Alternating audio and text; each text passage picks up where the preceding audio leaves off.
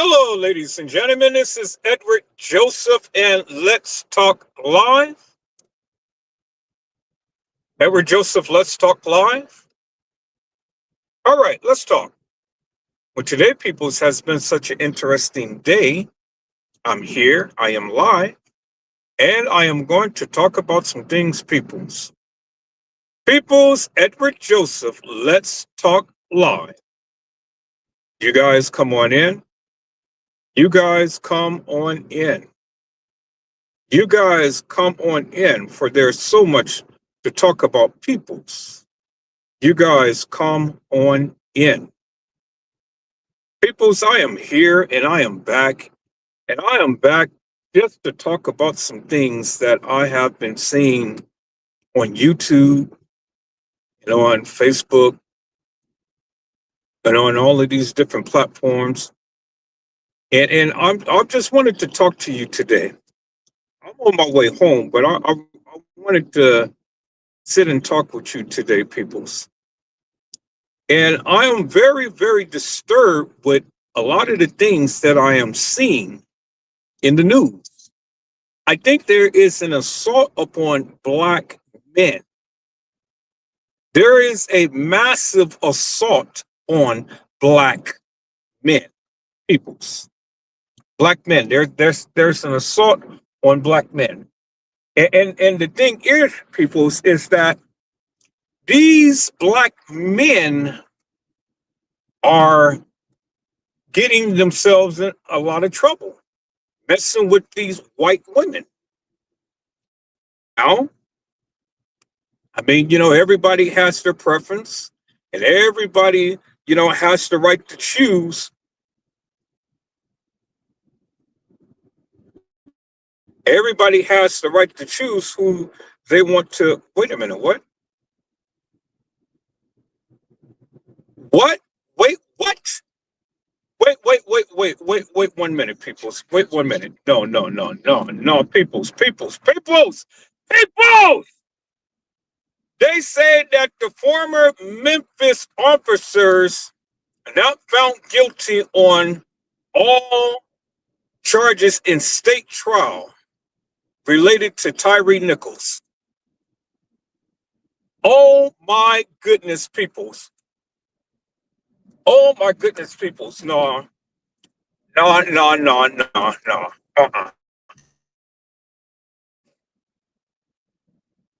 found Tyree Nichols officers not guilty. I can't believe it, peoples. What the hell is going on? What the hell is going on? No, I can't believe this, peoples. The officers has been found not guilty on all of the charges. Not guilty. So what they're saying is that the police has the ability to go ahead and push up a black boy who hadn't had no gun, no weapons whatsoever, and all he was doing was just trying to get home. They beat his ass to death, and then they find not guilty because they were going with the protocol as to what has been for the police for the training. Are you kidding me, peoples? This is laughable. Are you really kidding me? Did you see Tyree Nichols? That boy was beat to a pulp, all because he wasn't complying with the officers and what they wanted him to do. Former Memphis officers not guilty of all charges in state trial related to Tyree Nichols. I cannot believe this shit. I absolutely, unequivocally undeniably cannot believe this shit, peoples. We got to talk about this. I got to play this video back. I said I have to play this video back when I get home. This is going to be my topic when I get home, peoples. I cannot believe this. So you mean to tell me that these officers can go and they can destroy black people's lives and get away with it? I absolutely cannot believe this.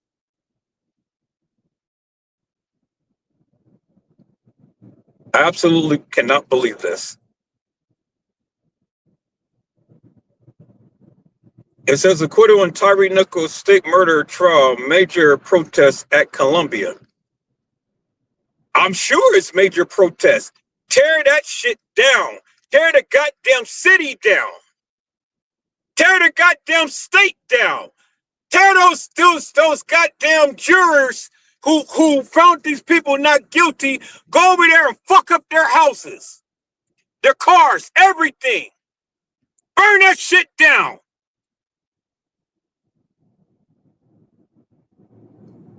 So, black on black crime. So in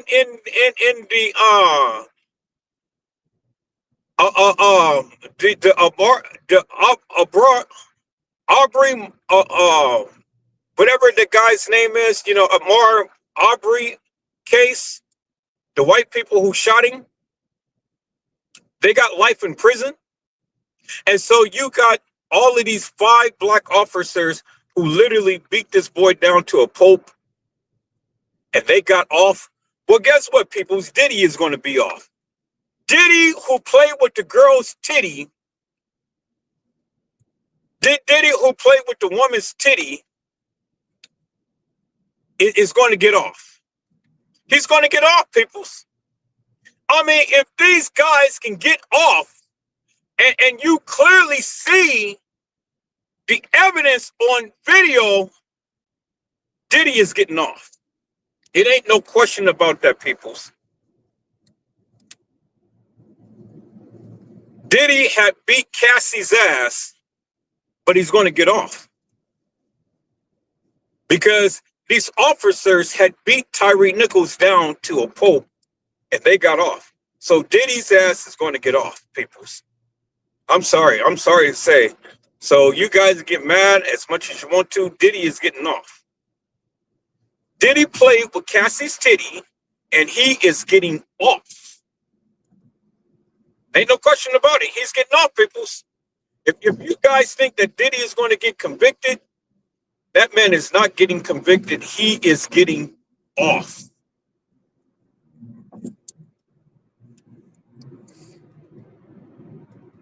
I have sat up here and I have looked at this madness. I have listened to this madness all day long and stuff.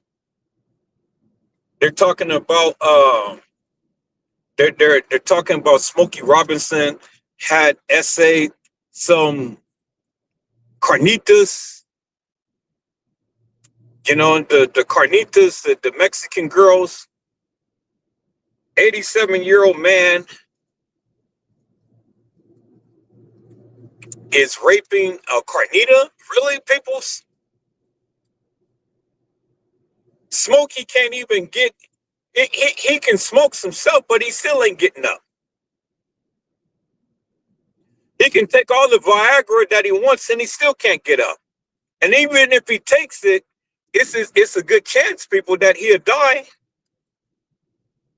You know, because his heart rate will, you know, be his heart rate and blood pressure will go up and stuff. I mean, that is the type of drug that makes you want to perform, but at 87, you think he's going to be performing? Really, peoples? Wow, this is crazy. What have the world has come to, peoples? I said, what have the world has come to? This is absolutely crazy. So the officers get off I wonder what did they do in the federal trial? I thought that they got convicted. So they got acquitted in the state trial, but they got convicted in the federal trial. The family got millions of dollars and things. And how much time did they get in the federal trial? I gotta go back and I gotta go research that, people.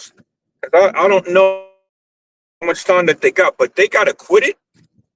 So you mean to tell me that these officers do whatever the hell that they please, and there is no accountability whatsoever, and that Tyree had brought this upon himself?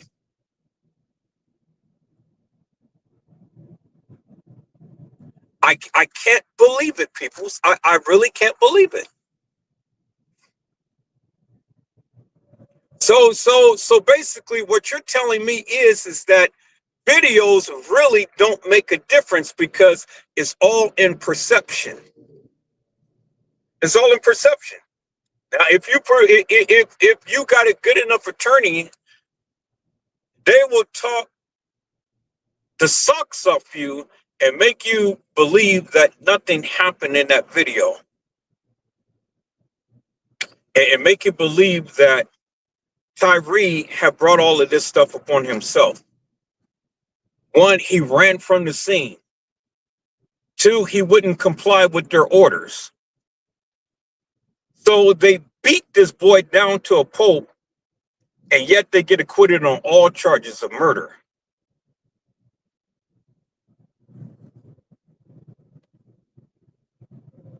I'm just flabbergasted, people. So this is crazy to me. This is absolutely nuts. I wish I was home because I'll be playing this video now and I'll be talking about this, but I'm not at home right now. I'm on my way home, but I'm not home right now. These officers got acquitted. So if these officers can go ahead and beat this boy down to a pulp, then Diddy is getting off. Did you hear what I said? I said Diddy is getting off. Ain't no way that they're going to convict this black man of kicking Cassie's ass. It ain't no way. It ain't no way that they're going to convict Diddy for kicking Cassie's ass. And then one of the people who was supposed to come and testify, they ain't testifying.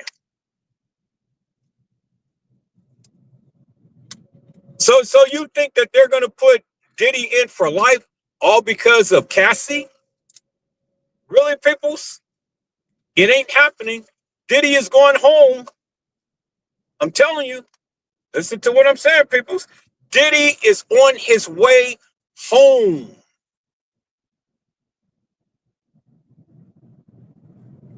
All of these Hollywood stars and stuff, they can come and testify, but see, the thing is, those suckers is guilty of sin because they were there at his party. And whatever he was doing, they were doing as well. So don't go and try to blame it all on Diddy. You know, you the sucker, you did it. Showing up, you did. You did it. You was a part of it. Don't sit up there and try to blame this man for everything and stuff. You are the sucker. You're the one who did it. Do you guys understand what I'm saying?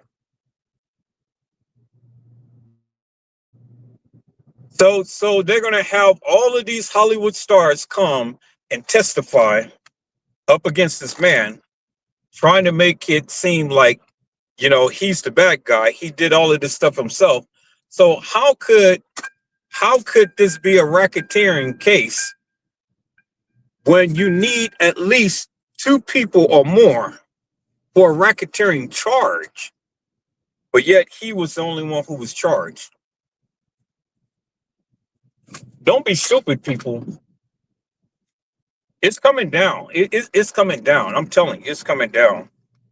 A lot of these Hollywood people who's testifying now, there's going to be people who's going to be testifying against them because they were culprits in all of this stuff.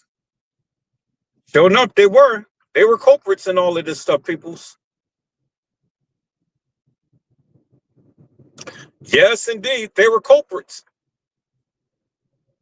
They did just what Diddy was doing. He didn't do all of this stuff by himself. He didn't book all of these rooms and have all of these freak offs by himself. It was all of those other Hollywood stars that was there. Remember, ain't no party like a Diddy party. Yeah, it ain't no party like a Diddy party. But see, suckers, you was there. You were there. And you were doing all of that madness. It's like everybody was doing that madness out there. You were there. And see, they tried to give Diddy a deal and say, oh, well, if you spill the beans upon these people, well, then we're going to let you out. Well, he's going to do some time either way, no matter what, He's going to do some time, but how much time? I don't know. Maybe a year or two, but no more than that. They just had to teach him a lesson. They just going to give him a slap on the wrist and tell him, don't be a bad boy no more. Don't do what you've been doing because we're watching you. I don't believe Diddy is going to prison, peoples. I don't believe that at all. Not from what I've seen today. For these officers to be acquitted on all charges, not even assault and battery, they were just doing their job. So now the people that's on the jury, I just imagine. I hope that one of their family members get assaulted in what's going to happen out there. I hope that they're going to get assaulted. I hope that. I hope it. I know that's bad. I know I shouldn't be saying that. That's bad, huh? But I want to teach those suckers a lesson because this woman had lost her child. And they had the gall to sit up here and find these people not guilty. And they sat for 7 days looking at this video, listening to all of these experts and everything and stuff, and still you can't believe your eyes? How could you find the people not guilty? How? Help me to make that make sense. That doesn't make sense to me. How could you find the people not guilty? It's incredible to me, people. It's absolutely incredible. I mean, man, it's just, well, I don't even have the words. I really don't. I don't even have the words, people. I don't have the words. I am so angry right now. But I hope all of those people in that city, in that state, in that Providence, in that town, in that area, I hope they destroy everything. I hope it becomes another George Floyd. Or what's that guy's name? Who had got assaulted by those police in Los Angeles. I hope it becomes another one of those things. Destroy everything around. Don't give a H about anything. Go ahead and just destroy everything. Any and everything that you see, go ahead and destroy it. You know? Go, do your thing. Get mad, destroy everything.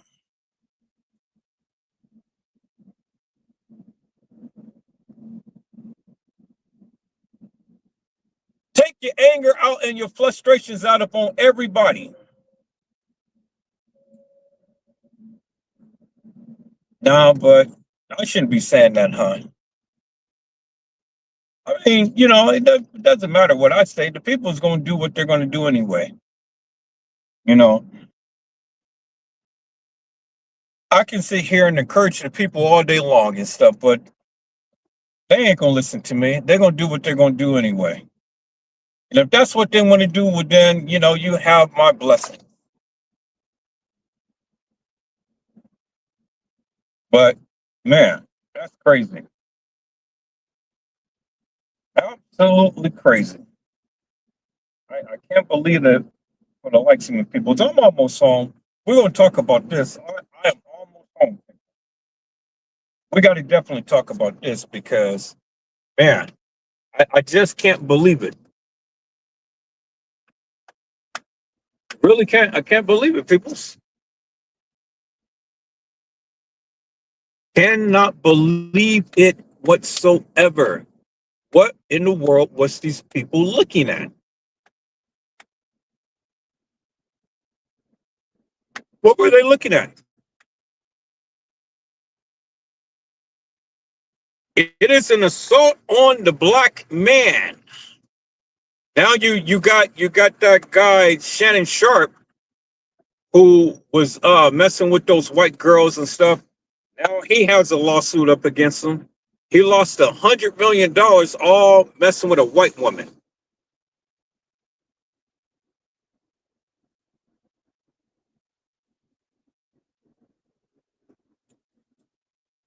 And the lady had already told him, you need to go ahead and get you a chocolate, get you a Hershey bar, because these vanilla bars, they're going to get you in trouble. Sure enough, he didn't want to listen. Get you a sake to me, get you a cornbread woman. No, he didn't want to listen. He had to go get him a vanilla shake, a milkshake, and see, that's his preference, peoples. He loves those milkshakes, and those milkshakes is shaking him up right now. Lost $100 million off an allegation. That's all it takes, peoples. One little allegation, and now your whole career, everything is destroyed.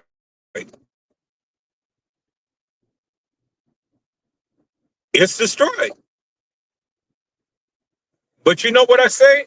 I say, for some of these black men, good for them. That's good for them, because the thing is that, you know they brought that stuff upon themselves. Didn't nobody do it but them. They brought it upon themselves. They should have been watching themselves a little bit more closely. But it's not like the people didn't warn them. They got warned and they didn't want to listen, so they went on and did what they wanted to do anyway, and that's what they wanted to do. Now, I don't agree that all of these black men SA a lot of these people. I don't believe that whatsoever. I don't care how many allegations is levied and stuff. I don't believe that whatsoever. Because that's the easiest thing to plan upon a black man, and it's so hard to disprove, because you got a crying ass bitch that is going to sit up here and whine and say, "Oh, I've been SA'd." No, you've been loving that Mandingo warrior, that Mandingo and Dinky. You've been loving that, and so now, because times is hard, you can't get no groceries on the table and stuff. Now you want to resort to saying, oh, well, he essayed me. He did this, he did that. That man ain't did nothing but just hit you real good with it. He hit you real good with it. And you got mesmerized. You got,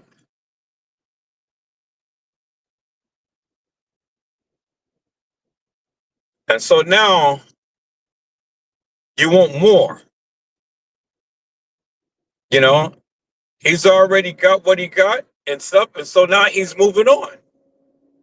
He's going to see other people and things. And now you don't feel too hot because he's not looking at you the way that he did.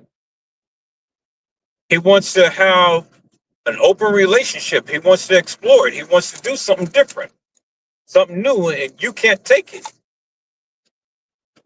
So, since you can't have him, then nobody can. Now you're going to destroy his life. I mean, you waited how many years? 10, 15, some 20 years.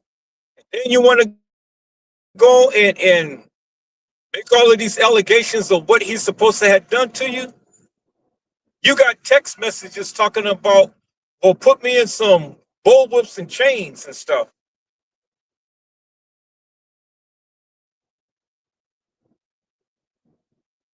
Well, that's in your message. That's what you said.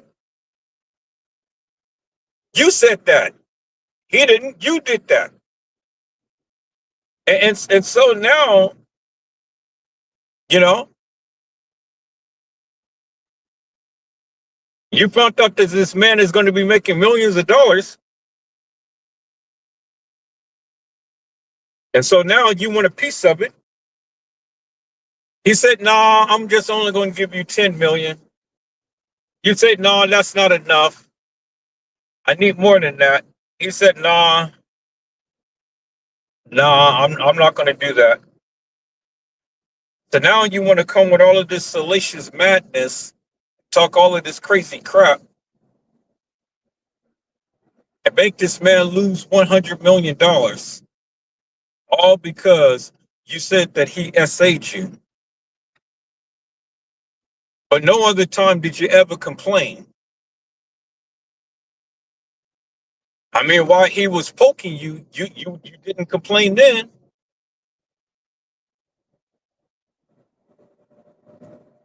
You didn't complain while he was poking you. You didn't complain when you was getting it every which way but loose. But now, because he wants to move on, now you feel some type of way. Now you got a vendetta against him. Now, if you can't have him, nobody can. So now you go foul. And you're going to air out all of that business and stuff that you guys did. You wasn't nothing but a prostitute in the first place. That's how he treated you. You know, he paid you for SCX. That's all he looked at you as. You wanted the baby. He didn't want no baby. He already had kids. He didn't want to be tied down and committed to you. And so because he said no children, now you put a spin up on it. Now he is supposed to be essaying you. Really?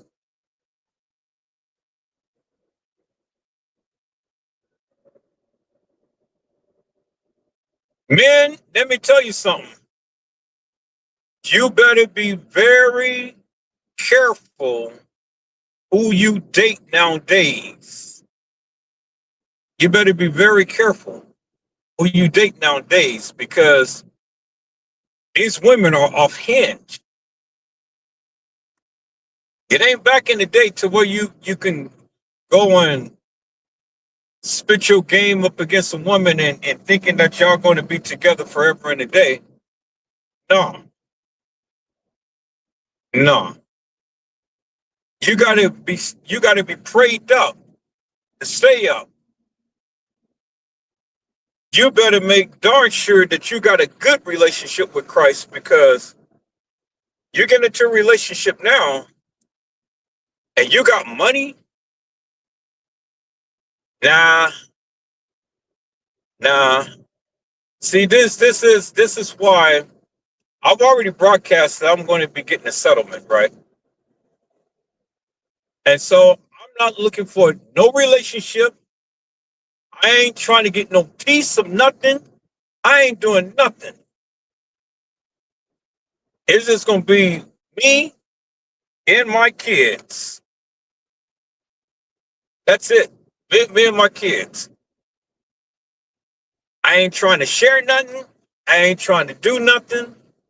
I'm just gonna sit back, relax, and enjoy and have some fun. I'm coming cross country. I'm flying down to Virginia. And then from Virginia, I'm going to make my way back to California. And so in driving back, I'm gonna be hooking up with some of you YouTubers. I'll be in Chicago. I'm definitely going to the Crown Plaza. I'm going to the Marriott, and I'm going to the DoubleTree. And I'm going to take the video footage myself. I sure am. I'm going to the Caddy Shack. I'm going to take the video footage myself. See it for myself. Record it for myself. I'm going to walk the halls of that establishment for myself. And then I'm going to see exactly how long it's going to take to get from one end to the other end. I'm going to go down to the lower level. I'm going to take pictures of the Caddy Shack. I'm going to go and see if I can get into a few of these unsecured places. Proclaim that I'm lost, but still take the video footage.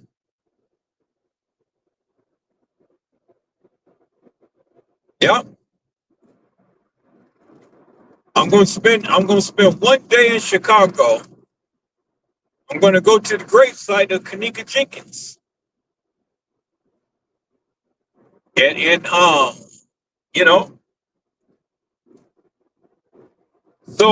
and then I'm going to go to Resurrection Hospital, and I'm going to walk around there. I'm going to take videos and pictures. Where they're supposed to have taken Kenneka. Then I'm going to drive over by the Cook County Medical Examiner's office, so I can see how long of a drive it is from Crown Plaza to the Cook County Medical Examiner's office. So I already got my game plan mapped out as to what I'm going to do, and as to the things I want to see and stuff. But I got to see it for myself. I'm not going to rely upon some other people's videos and things like that. I got to see it for myself. I got to have a feel for myself. I'm going to videotape all on the outside of the Crown Plaza and the surrounding areas. I got to see it for myself, peoples. So I won't be satisfied until I see it for myself. So that's my endeavors.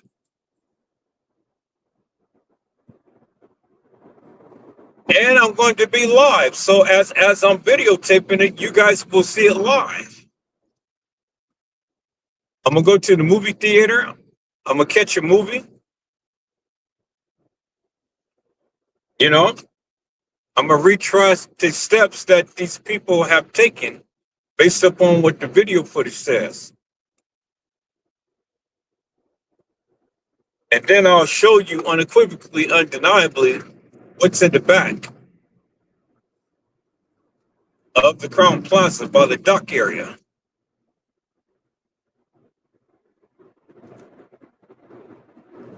I'm sure I won't be able to go to the kitchen from where she walked in. I'm sure that they have that blocked off, or that's probably in use right now or something.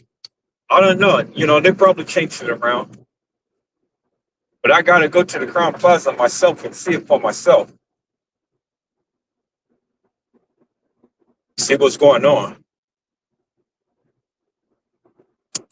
Well, peoples, I'm almost home. It was about right here. I'm gonna have to taper down because I got stalkers and things, and people be trolling and all like that. So you know, I'll be back on. Be back on in about 10 minutes, and we're gonna do a part two to this, and we're gonna talk about it. But right now, I gotta make a couple of runs real quick before I go home. Get something to eat. Get a salad or something. I'm gonna put this tri-tip steak and some garlic butter. So I'm gonna cook that when I get home, and I'm gonna have me some garlic bread and gonna cook me a sweet potato and have me a salad to go with it. I'll probably make cook some rice, some yellow rice. So, but that's what I'm gonna cook. But when I get home, peoples, we're gonna talk about it because man, I just can't believe literally what I have seen. All right, peoples, I'll be home and I'll be back live, and we're gonna do a part two to this, and we're gonna talk about it. Hello, Mello. How are you, my friend? It is a blessing to see you on today. This phone holder that I have to hold my phone and stuff, it doesn't allow me to see the chat. So you guys come in and things, and if you chimed out or something, I can't see it. I can see it now because I'm holding my phone, but I couldn't see it then. But I'll be home, peoples, and we're going to get back in and we're going to talk about it. There's so much to talk about tonight, so much to cover. And yeah, got to cover it, peoples.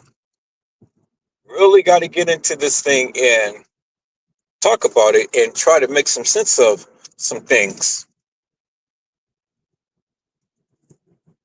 if we can. But I'm definitely going to have to play back the live that these attorneys had did and stuff to see what they said to get these police officers acquitted. And I want to see the makeup of the jury because, I'm just not understanding this, people. I don't see how they could not be convicted of murder or not convicted of anything, not even simple assault or battery or whatever. But to be acquitted on all charges. Well, I tell you one thing: those attorneys that represent them, well, the next clients they're going to be high profile people that they're only going to go with and stuff because they just make themselves multimillionaires now. Because everybody in Hollywood and even Diddy will be seeking him out to be his attorney because for the evidence that we clearly see is not what we see based upon what they say. And that's a sad day, peoples, when these cops can get away with murder and they won't be held accountable for the very actions that they did. That's a sad day in America, peoples. I'm almost home. I'm gonna stay live. I'm gonna stay live. And when I get in, I'm just gonna go in and I'm gonna play back that video, so we can see for ourselves exactly what happened. Because I'm not understanding this, people. So I'm really not. I'm angry, frustrated, and so I had to come live and I had to talk about it. I just knew within my hearts of heart that these people was going to get convicted. But that's not the case, peoples. So then my question is simply this. What is it that these 6 or 12 people of a jury seen or heard that you did not see upon that video? That's the question, people.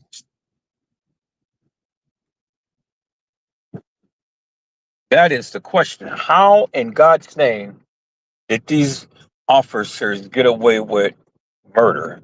Because that was plainly murder. It is no way whatsoever that these officers should have gotten acquitted on all charges. And it ain't nothing that Tyree had did to get such a a brutal punishment like that. It ain't nothing this man did. I don't agree with the verdict, peoples. I really don't. And if I was out there, I'll be protesting too. Because this is an atrocity to the judicial system. But that's the way that it works, peoples. They got acquitted. They got acquitted. And so the jury of their peers said that they are not guilty. They're not guilty. And so no matter how we may want to look at it, I mean, it is what it is. They are not guilty. And that's what they said. The jury has spoken, and that's what it is, regardless of whether we like it or not. They are not guilty peoples. That's what the jury said. And so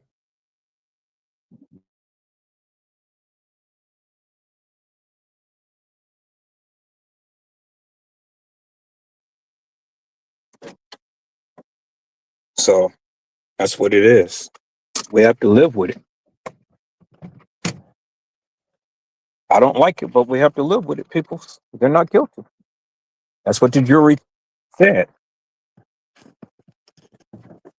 All right. I'm at home, people. Gonna walk in here, turn on this computer, and let's watch this video together, peoples. Let's see what in the world is going on, peoples. Let's see what in the world is going on. Oh my God, peoples. All right, you guys got to give me a moment. Okay.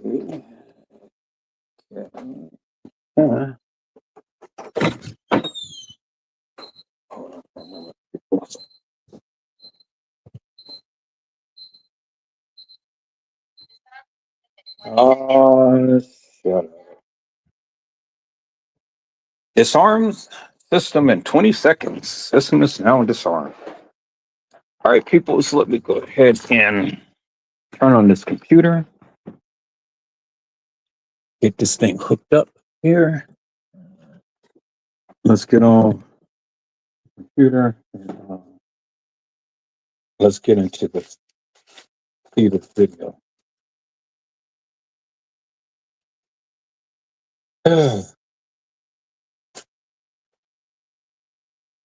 Okay, let me put this up.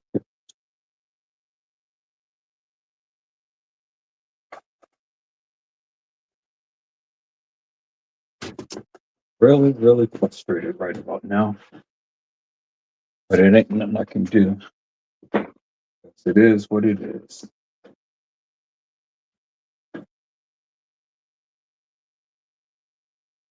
Is what it is.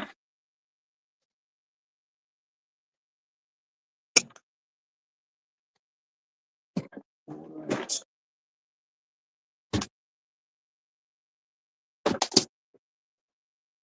And let me. Oops. All right, so I'm going to get off my phone and get on live on my computer. So you guys, give me a moment.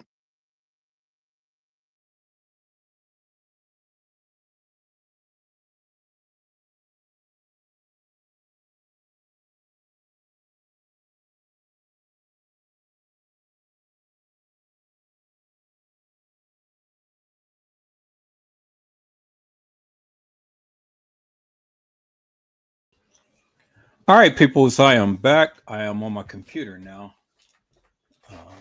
Okay, so let me see here. Let me go ahead and share my screen. Let me share my screen, people. All right, so that's cool. Let me share my screen. Now let's go to let's go to YouTube and let's check this out here, people. Go back to my channel. Let's check this out here. See what's happening here. All right, so let's see here. Okay, let's go home. Let's see what the latest news is right now.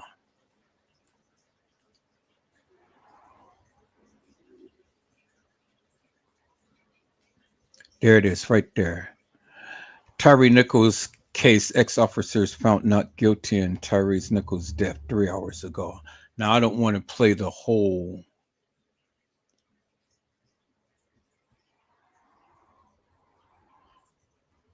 I don't want to play the whole. I don't want to play the whole live because that's 2 hours.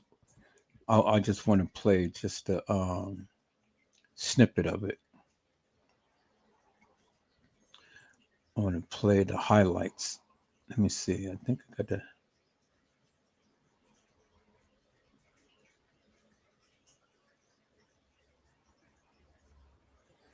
Boy, that Fonnie Willis, man, that woman, shit, she is costing that that city millions. They broke the law again, man. Looky here, and then I want to talk about this one too, the Rodney Hinton's case. But okay, so I don't see the Tyree Nichols case. All right, so here, let me go to the news right here and see what's going on here. You would think that would have been headline news, but it's not. All right, so okay, live jury reach verdict in Xbox since. Okay, no, that's not it. Boy, you would think that Tyree Nichols thing would be really something, but we're gonna get into that one. And where's the Tyree Nichols? They don't really have that showing, so I guess they don't really care because it's not dominating the headlines. So let me see here. What's going on? Tyree Nichols case update. All right. So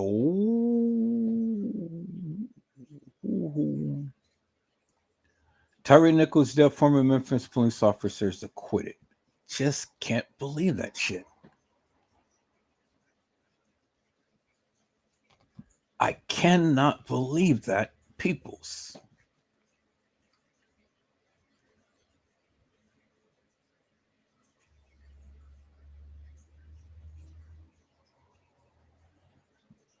I can't believe it. All right. Let me see. Prosecutor gives rebuttal arguments in trial, accident, death. All right. So, and see key issues, jury considering trial, X charges, and Tyree Nichols case. All right. So, let me see. Tyree Nichols closing arguments and okay, that. as in found not guilty. I just can't believe it. Shit.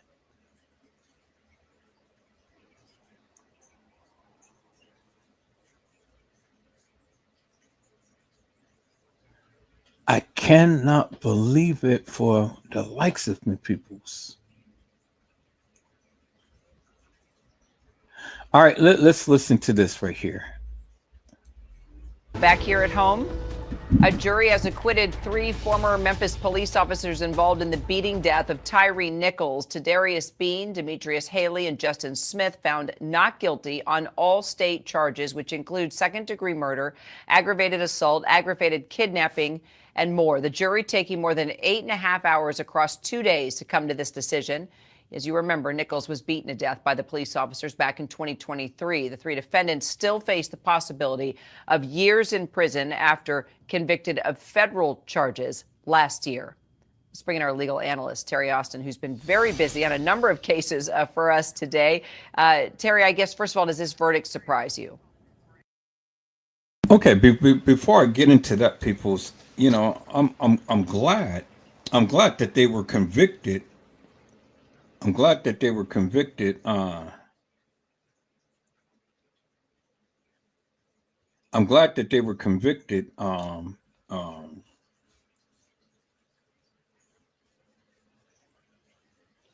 glad that they were convicted on the federal charges. So yes, they are going to face some jail time. That's good. So give those suckers the max. I knew that they were convicted upon something. Yeah, they were convicted upon something, people. So I'm glad that they were convicted on the federal charges, but the state charges, shit, man, I just can't. I just can't, peoples. I can't. I absolutely can't. This is an atrocity, but at least their asses is going to get some jail time. Let me go ahead and share my screen a different way, people, so I can get in here and cook something. So I'm gonna share that.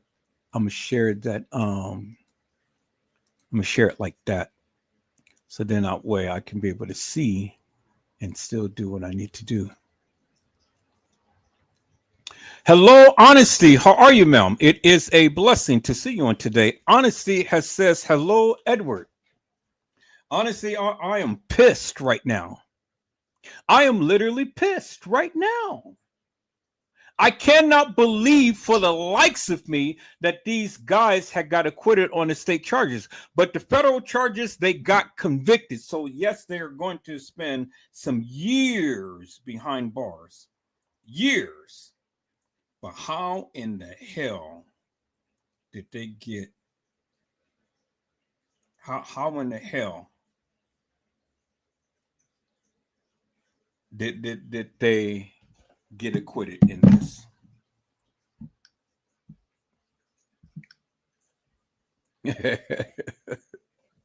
It's crazy, people.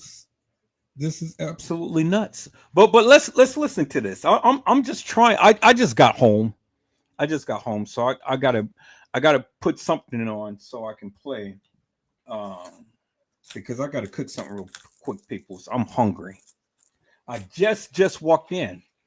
Just walked in and converted from the live, me driving home.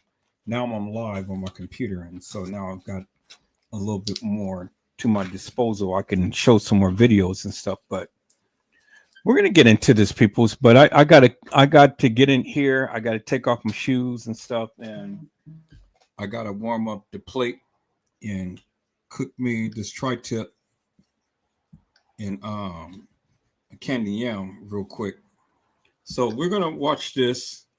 We'll probably just watch the closing arguments and stuff. Okay, let me see. Once you have the screenshot so we can skip further. Okay. All right, well, I'm fit to send you that too. So I got monetized, peoples, and they haven't sent me my check because they said that I needed to turn in my tax forms. So I'm fit to send them the screenshots so I can go ahead and get my my money. they said that they need one more thing. So I'm going to go ahead and take care of all that. But right now, let's take a look at this and let's see what's happening here, peoples, because like I say, I'm pissed. I am absolutely pissed. I don't know about you, but I am pissed. But let's listen to this, peoples. Let's go.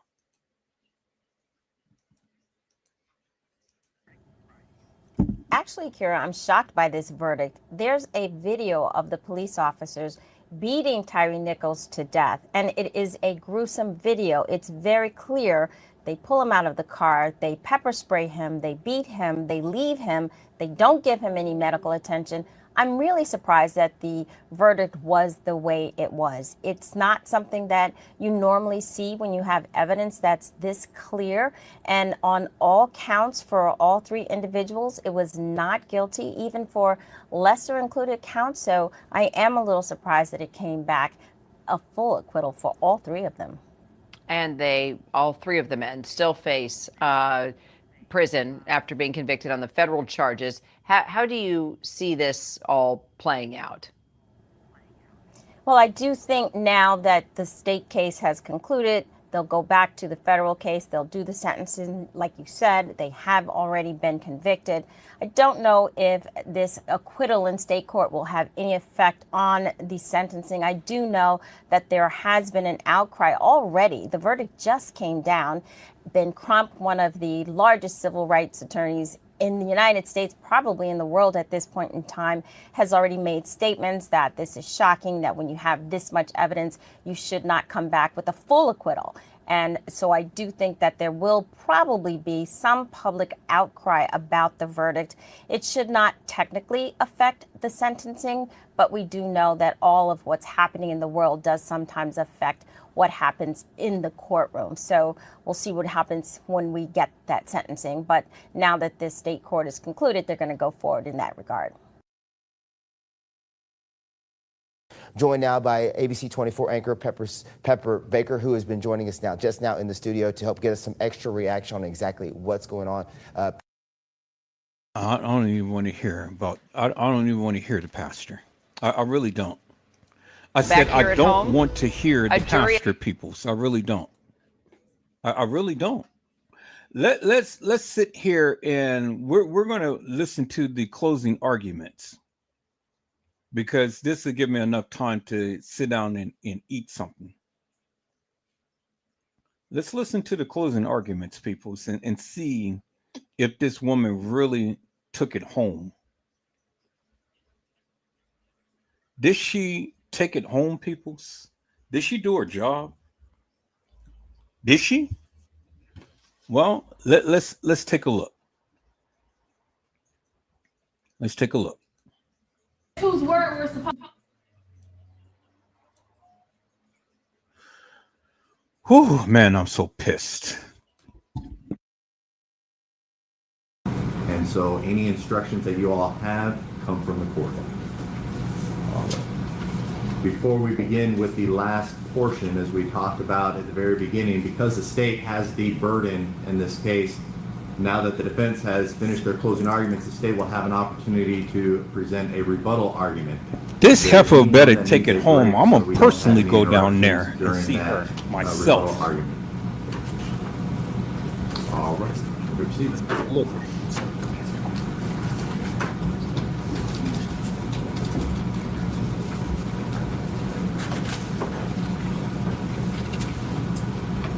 Two soccer ball kicks to the head. 3 baton strikes. 5 haymakers. And 2 more kicks. That's not about making an arrest. That's not about getting someone in handcuffs. That's not. That was about Tyre Nichols making these officers run. These officers pepper spraying themselves. Because at Ross and Castlegate, Tyre Nichols was not resisting. He was trying to survive. You all are able to see that in the video. talking about the choices of Tyre Nichols. We're talking about the choices of Emmett Martin. Well, all three of those men over there made choices and could have made choices that night. Should have made choices that night. They could have chose to stop it. They could have made a choice to stop it. In fact, they had a duty to intervene. They had a duty to stop it. And not one of them did. So the defense attorneys, during the course of this trial, the last 2 days, have said a lot. They've said a whole lot. They've thrown a lot of smoke and mirrors, but smoke and mirrors do not equal reasonable doubt. And I told my boss, one of my big boss, that I wasn't going to talk about their smoke and mirrors. I was going to focus on something different. But some of the smoke does need to be cleared up, and some of the mirrors do need to be broken. And like Mr. Zumot, I'm not going to talk about all the smoke and mirrors because it was a lot. But I am going to hit the highlights, okay?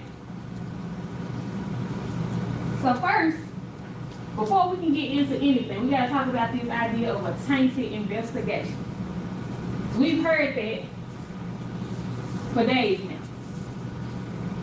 They said TBI and the district attorney's office and the FBI, the Department of Justice, everybody was colluding and working against these men.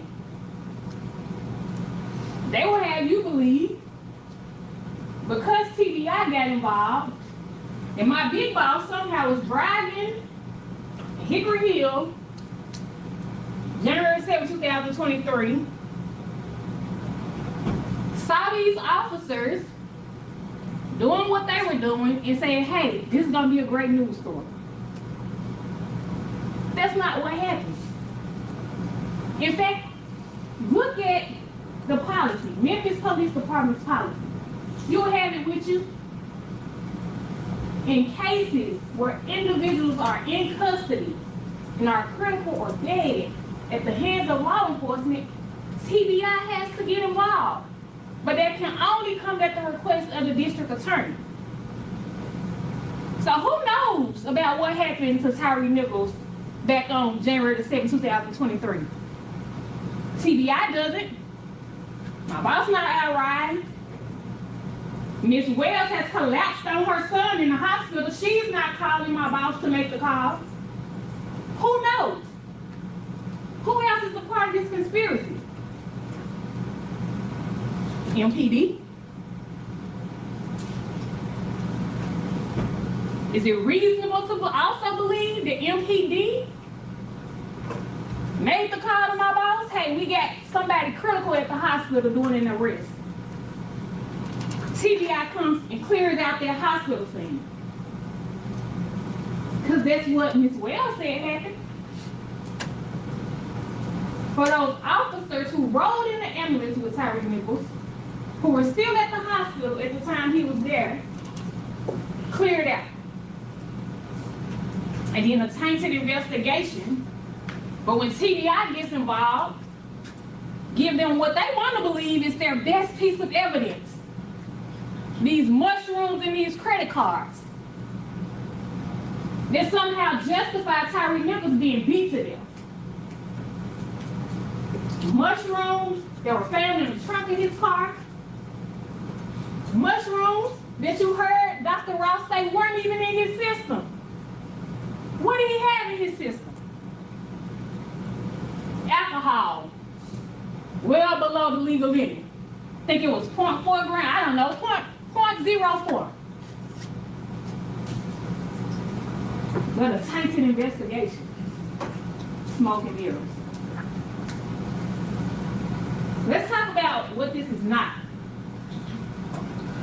Because we told you back in Chattanooga, this is not about a group of men who met on Flipper Street and said we're gonna go out and kill somebody tonight. This is not even about those men meeting up at Ross and Raines or Ross and Castlegate saying, hey, we're gonna agree to do something to Tyree Nichols. If there were the case, it would be a what? First degree murder case. Nobody is saying it. Would it also be a conspiracy case? Nobody is saying it. But what it is a second degree murder case, and it's a criminal responsibility case. And we're gonna talk about what that means. And then the gun. Tyree Nichols grabbed Martin's gun, put his hand on his gun. You heard from Mills, later said it might have been my gun belt. All of it requires us to take the word of Emmett Martin. But we know, because we see on the video, 1 minute it's a traffic stop, 1 minute Tyree Nichols got out and took a swing, got on 1 minute. That's whose word we're supposed to take. You rewind the video of the traffic stop back. You tell me if you hear about a gun, but beyond that, if there was a gun, and if they believe that he grabbed the gun, which would justify and increase this situation, as the expert said, if that was the case, who was at Ross and Rains when that happened? We got Hempfield, we got Martin, and we got Haley. But guess what? Nobody got on their radio and put out, hey, yeah, pepper spray deployed. Yeah, Taser deployed. Yeah, he's running this way or that way. Nobody got on their radio and said, hey, he went for an officer's gun too. I mean, wouldn't that be information that you want your fellow officers to know? If they're pursuing somebody who you believe is so dangerous, who you believe just overpowered, what was it, 700 some pounds of men? Wouldn't that be information you will want somebody to know if it was true? Smoke and mirrors.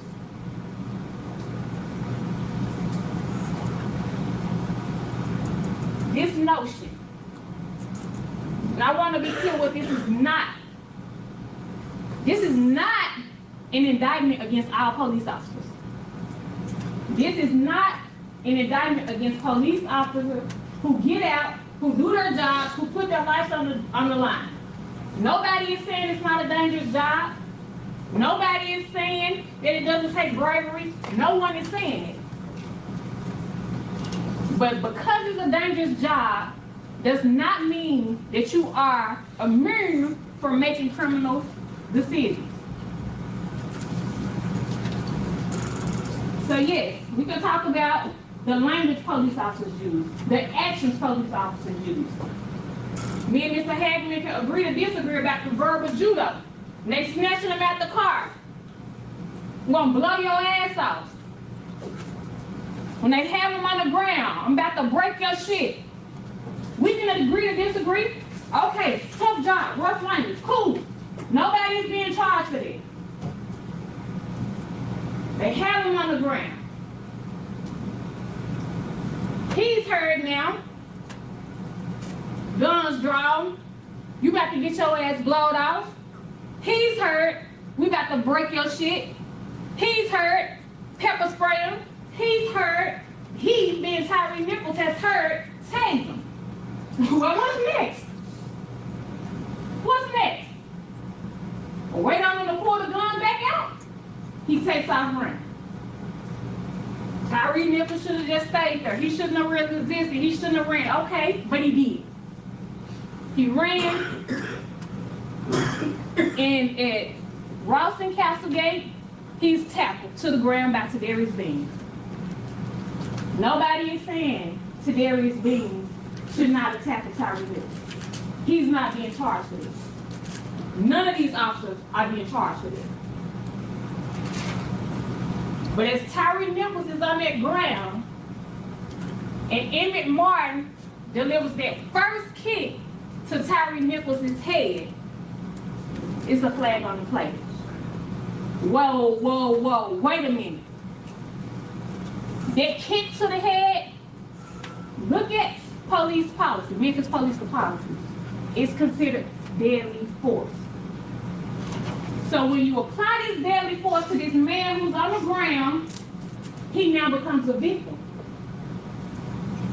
He now becomes a victim. But nobody intervenes. There's more kicks. There's more kicks. There's more punches. There's more punches. There's more kicks. That's why we're here. That's why we're here. I believe it was Mr. Perry who talked about split-second decisions. A split-second decision will be somebody running through a red light, making a decision, should I beat it, should I not, should I beat it, should I not, trying to beat it and having a car accident. That wasn't this case.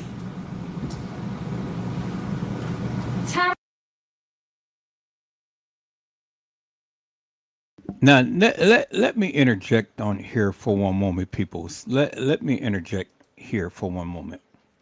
Now, I'm sitting back and I'm listening to this and this presentation that she's giving and stuff.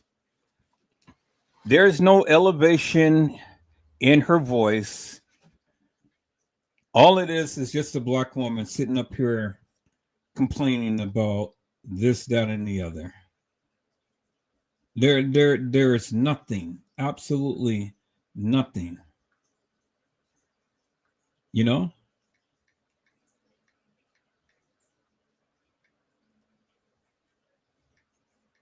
And I'm kind of like tuning out myself because it's so dull and dry.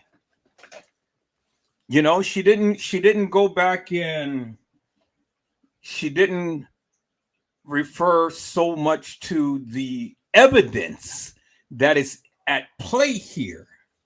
All it is just a ranting and raving and things. I mean, why did they have this dull girl get up here and do a rebuttal? And all she's doing is just she is just so cut and dry. Woman, you're putting me to sleep.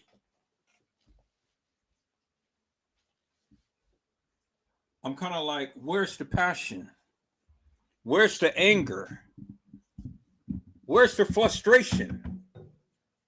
You know? Man, if I was to sit up here and do a rebuttal,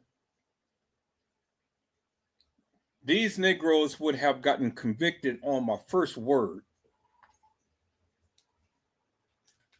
That's all I had to do is just speak and just say guilty. And because these people heard my voice, they heard Edward Joseph and what Edward Joseph had said. That would have been all I had to do, peoples. Guilty. Guilty. And just that alone. Oh my God, y'all hold on for a moment.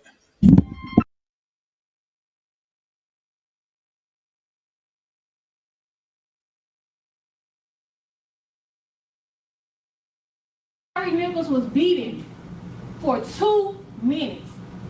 From first kick to last kick. For 2 minutes. And in between that time, each one of these officers sitting in this courtroom could have done something. Each one of these officers could have said something. This was not a split-second decision. Smoke and mirrors.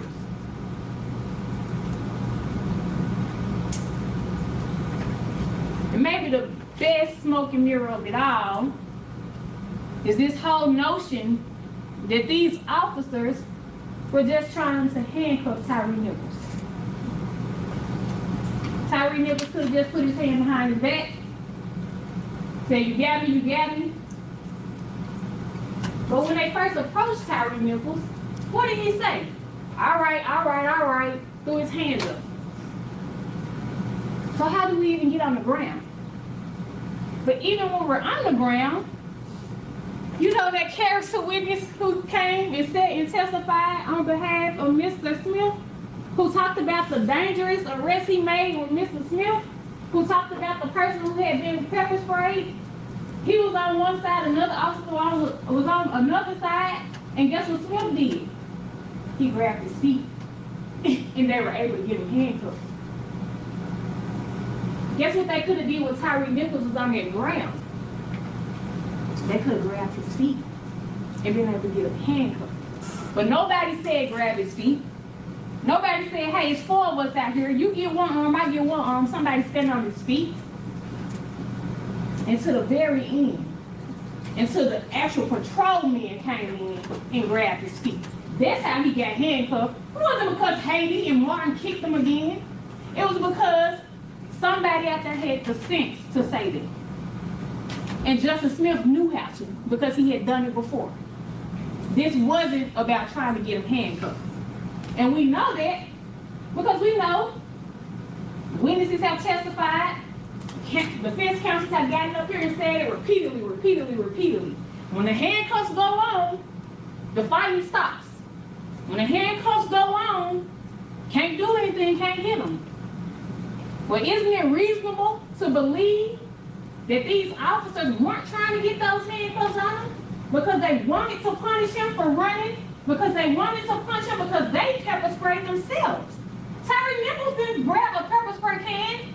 They're upset, they're angry. They don't want those handcuffs on. It's an illusion for the body cameras that are still on, the ones that people haven't took and snatched off, the ones that haven't fallen off during the scuffle. They're asking for his hands, but they have his hands. They're asking for his hands as 2 officers have his hands and he's being punched. This is not about trying to handcuff Tyre Nichols. But that's what they want you to believe is my guy was holding him, Tadarius Bean and Justice Smith just holding him, trying to get him handcuffs. They didn't have any intent to hold him so he can get punched in the head. Well, guess what that still sounds like, defense attorneys? That's still minimal facilitation of second-degree murder. That's not what this is. It's not just facilitation of second-degree murder, not just them holding his hands for him to get handcuffed. This is second-degree murder. And so how do we get to that? Because all week, up until now, all week what it's come down to is that those men could see what Emmett Martin was doing, could hear what Emmett Martin was doing, if they were criminally responsible for Emmett Martin's actions. And all week, everybody has been trying to stay away from what Emmett Martin did, right? I think Mr. Leffler got up today and he read from you page 47 of your jury instructions that said, considering multiple defendants, you should give separate consideration to each defendant. Absolutely. Absolutely you should. But that goes along with criminal responsibility.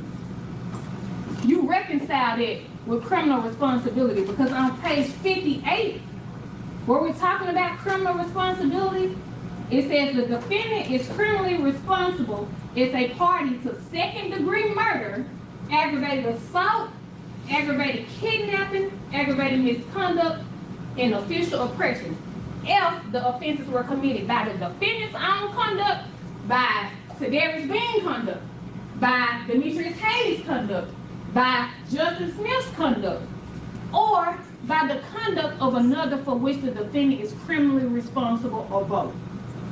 So we don't get to just throw away Emmett Martin. We don't get to just throw away Emmett Martin. Yes, we evaluate them separately. That means evaluate if Tadarius Bean was criminally responsible for Emmett Martin and everybody else out there. That means evaluate if Demetrius Haley was criminally responsible for everybody else out there, so along with Justice Smith. And if they were criminally responsible for each other, then they can be found guilty of second-degree murder. So the question is, and the question has been all along, did they see what happened and not intervene? One way we need criminal responsibility is not intervening. Did they assist in what was happening? Another way we need criminal responsibility. And I submit to you that they were doing both. So the good thing about going third The good thing about the more experienced prosecutors handling the majority of the case is that I've been able to sit and listen and try to find the answer to that question that matters. The answer to that mystery question: did they see it? Did they hear it? Did they know what was happening and not intervene? I've been able to sit and listen to the audio. I've been able to sit and watch the video. And so I want to talk to you, because Ms. Haley talked to you a lot about their acts, what they were doing that showed they could see what was happening, where their eyes were, how they were responding after the fact. Mind you, Tadarius Bean, Justin Smith, they didn't go dump water on their face. They weren't coughing like Kemp Hill. But that's just the things that they were doing. What about the things they said? What about the things that they said? Let's take a look at it. And as we take a look at all the things they said, I want to remind you of this language in the criminal responsibility instructions. The encouragement of the principal offender is enough. Let's start with Demetrius Haley. Mr. Leffler talked about how Demetrius Haley still back at Ross and Raines when majority of the kicks and majority of the punches were happening to Tyre Nichols. Sure he was. But the problem is, by the time he got to Ross and Castlegate, Emmett Martin had already kicked Tyre Nichols for the last time, and he was done kicking. Go back and watch the video. Emmett Martin was done with the soccer ball kicks. But because Demetrius Haley runs in and says, beat that man's ass, what they want you to believe is the same type of verbal judo, or whatever it's called, that he was using on the first scene. He's not responsible for his kick, and he's not responsible for Emmett Martin's kick when he was done kicking. That reasonable? Is that reasonable?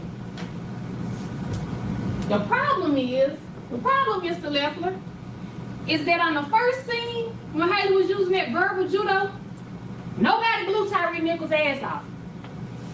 On that first scene, when he was using verbal judo, nobody broke Tyre Nichols' shit. But here, Ralston Castlegate, when he jumps out that car, when those men are already over Tyre Nichols and says, beat that man's ass, he kicks him himself. He not just kick him, he looks for the spot where he wants to kick him. And I know the defense wants you to believe he kicked him in the shoulder, but you watch the video. You tell me if it was the shoulder or he kicked him higher up in his face, the neck area. But it's not about Haley's kick alone. Because once he kicks him, guess who starts back kicking him? Emmett Martin. And we know Emmett Martin's been kicking him in the face and head all night. So Haley is responsible not just for his kick, but for that kick by Martin.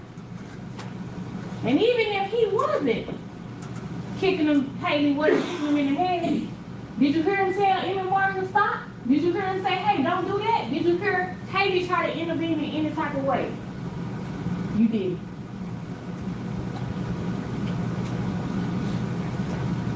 What about Tadarius Bean? Mr. Perry told you, and I would agree, the state agrees. Tadarius Bean is a man of few words, doesn't say a lot. You will watch those videos, you will see a lot of other officers are saying a lot more. Tadarius Bean hardly says anything out there on the scene. But the one thing that he does say lets you know he saw what was going on. He was aware of what was going on. Emmett Martin is talking about those haymakers he was giving Tyree Nichols. Talking about how he was rocking Tyree Nichols. And what does Tadarius Bean say? He was eating them hoes. Talking about the licks. Desmond Mills told us that. He was talking about the licks that Emmett Martin was throwing and that Tyree Nichols was eating or taking. I'm gonna play this video.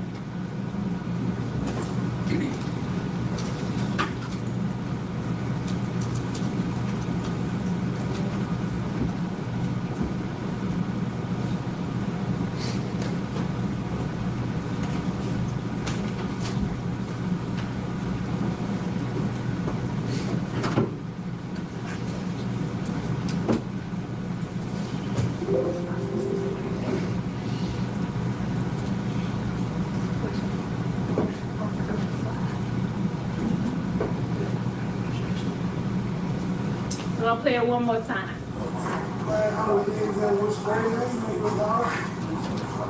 Come on, man.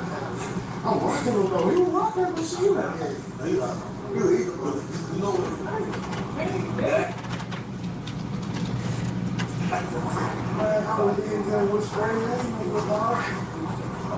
Come on, man. I'm rocking him though. He was rocking the machine out here. You know what?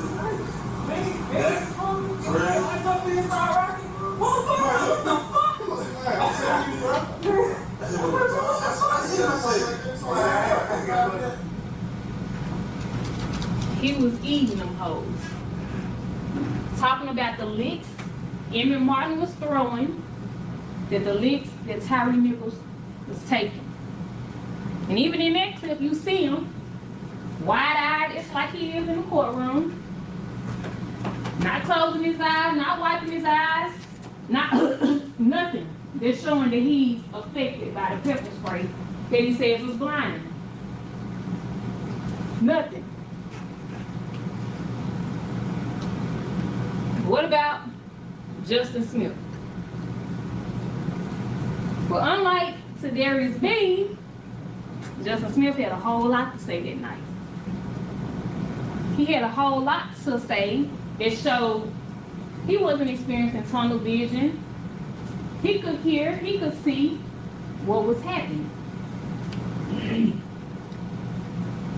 Mills' body on camera.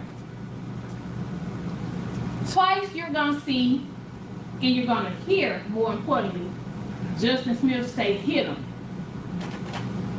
The first time he says hit him, he's talking to Mills. He's telling Mills. Approach, Your Honor.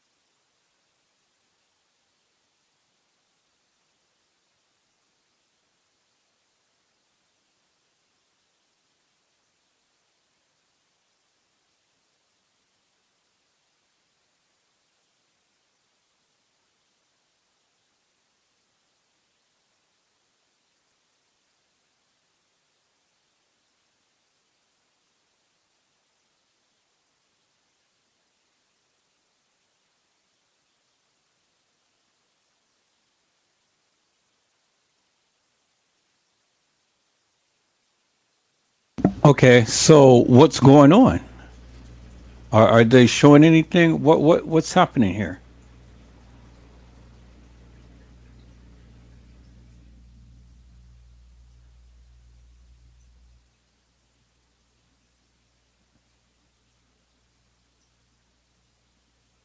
So Justin Smith was saying hit him.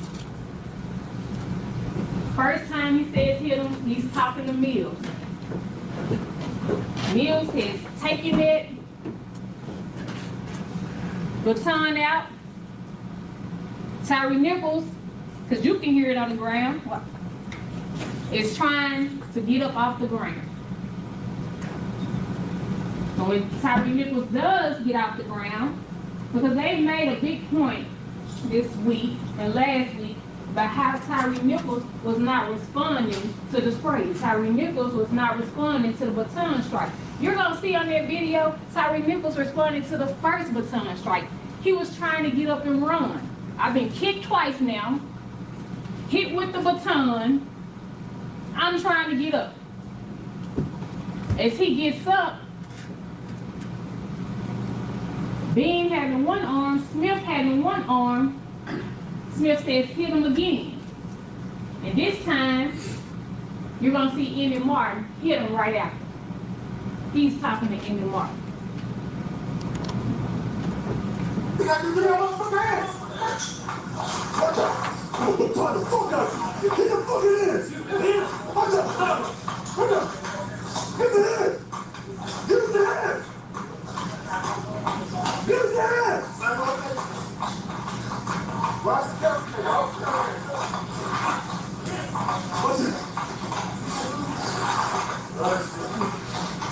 Get your fucking ass.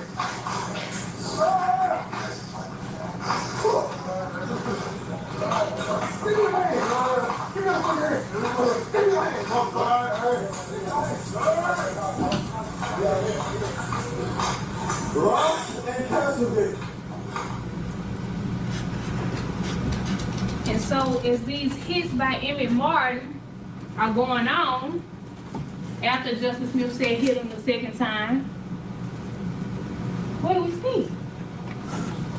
The direction that all these men are looking. Nobody's looking down. Nobody's looking off. You see Emmett Martin to the far right. You see Darius Bean with the hook, with the scully. You see Justin Smith with the shoes. Tyre Nichols looking forward, leaning forward from those hits. To Darius Bean, Justin Smith, all looking in the same direction. They were hearing those hits. They were seeing those hits.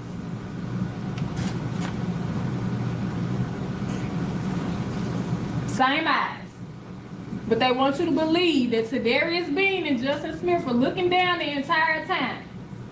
But that's Tadarius Bean looking up Mills' body worn camera. Not affected by pepper spray. Not blind. Seeing those licks. Hearing those licks.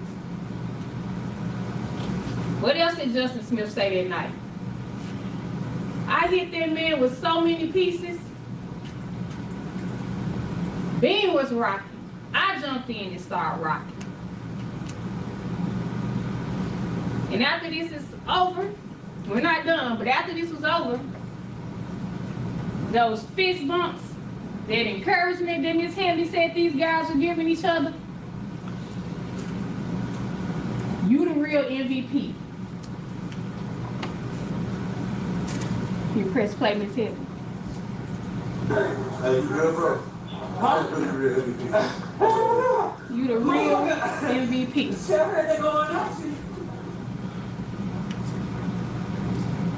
Now this one, we took turns giving him pieces. The words of Justin Smith, we took turns giving him pieces. But wait a minute. Why would Justin Smith be saying we took turns giving him pieces? It was only Emmett Martin who was punching Tyre Nichols.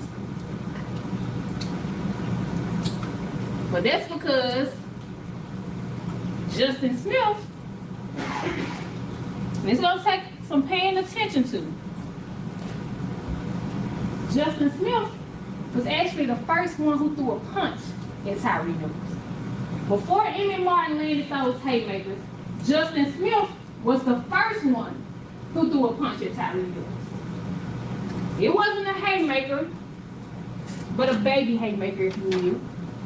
He was the first one.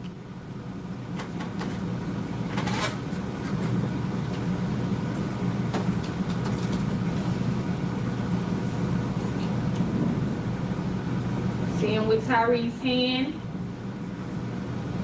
Watch that hand right there. And Mr. Perry had it on his diagram yesterday. I don't know if anybody caught it. When he was laying out the strikes and the force used on Tyre Nichols, there was a little yellow line that represented Justin Smith, and he had a hand right there because Justin Smith was the first one who threw a punch at Tyre Nichols. And after that, you see all the big haymakers by Emmitt Martin. But this last scene, it's gonna take you to take that jury laptop, and it's gonna take you to plug those speakers up to that jury laptop, and it's gonna take you to listen closely. Because this audio was captured on their body cam. And it was captured after Emmitt Martin was going around telling everybody to take their body cameras off. Some of those body cameras on the cars, squad cars, Justin Smith's body cam in his police squad car. So you weren't supposed to hear this. But if you listen, Justin Smith says, I seen Martin, whop, whop, whop, and I said, just fall. Now we're gonna come back and talk about this when you all finish listening.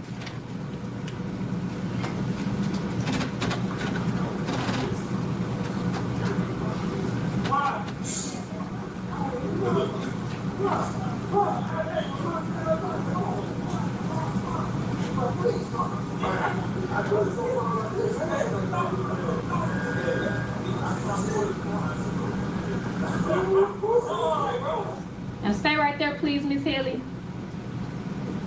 That squeaky voice that we heard, that squeaky voice that Neil said Justin Smith has, says, Martin got up and said, wait a minute. Whop, whop, whop, as he's describing the hits by Emmitt Martin. And then what did he say? I said, please fall. Who does he want to fall? Tyre Nichols, because he sees him being hit. He hears the whop, whop, whop. Then he goes on to say, it sounded like thud, thud, thud.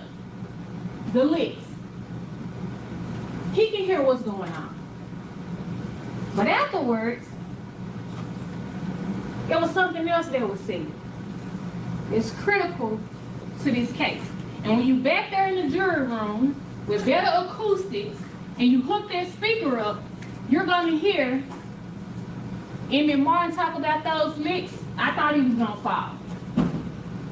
But that man who took the witness stand for the state, as Mr. Martin likes to say, Desmond Mills, you're gonna hear him say, I said, we about to kill this man. So why would Mills, who hasn't thrown a punch, who hasn't kicked a kick, why would he say, we about to kill this man?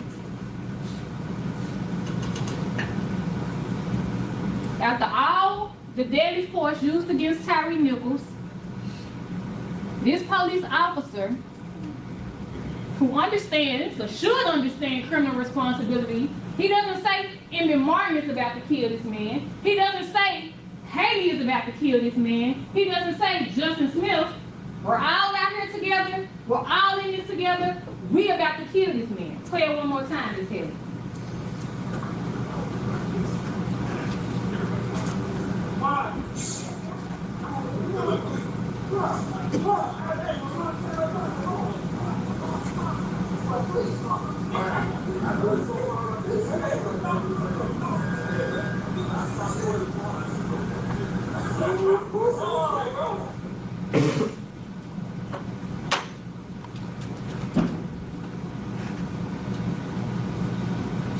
It doesn't take monsters to kill a man.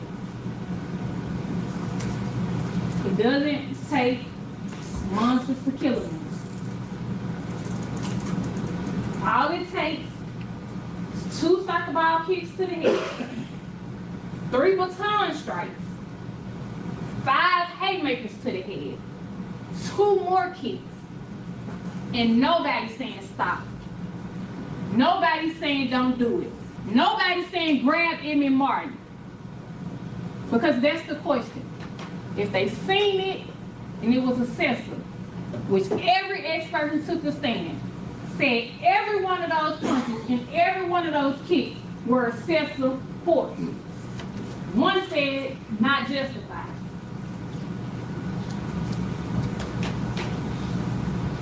If they seen it, that's what it takes. Not one person saying stop. Not one person saying grab Emmett Martin. And so, when the smoke clears and when the mirrors break, those facts and that law that you have, it stands. It's still in place. When we were back in Chattanooga, I went last then, and I stood up, and I said, you all had one job to do when you got here to Memphis. You all had one job to do when you got to this dangerous city. You all got one job while you're here, and that's to follow the facts in the law. To follow the facts in the law. Those are the facts. You have the law.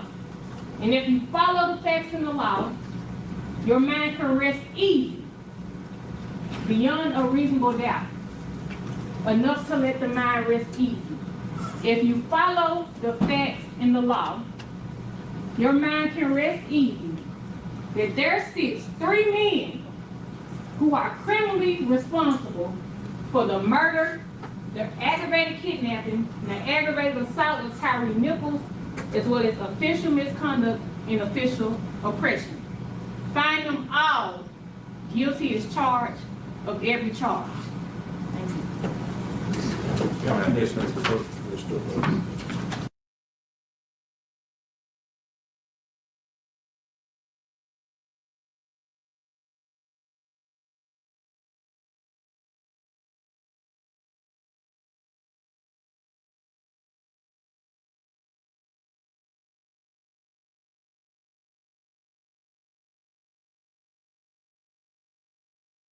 Testing. Okay, there we go.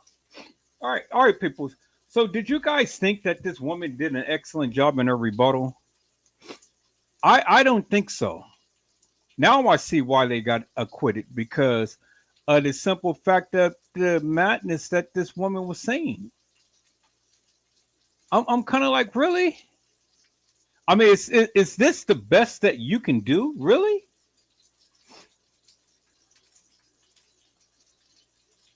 Oh my God, peoples. I understand now why they got acquitted.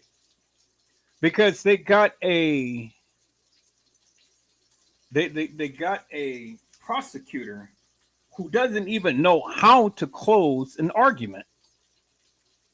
This was just so dry. Man, it's crazy, people. We're going to take a little bit more on this. Let's see if we can get some analysis here and stuff, something a little longer. Let's take a look at this and see what they had to say, peoples. I'm sitting here cooking my tri-tip. We're going to blow past all of this dead spot stuff and get right into the nitty gritty here.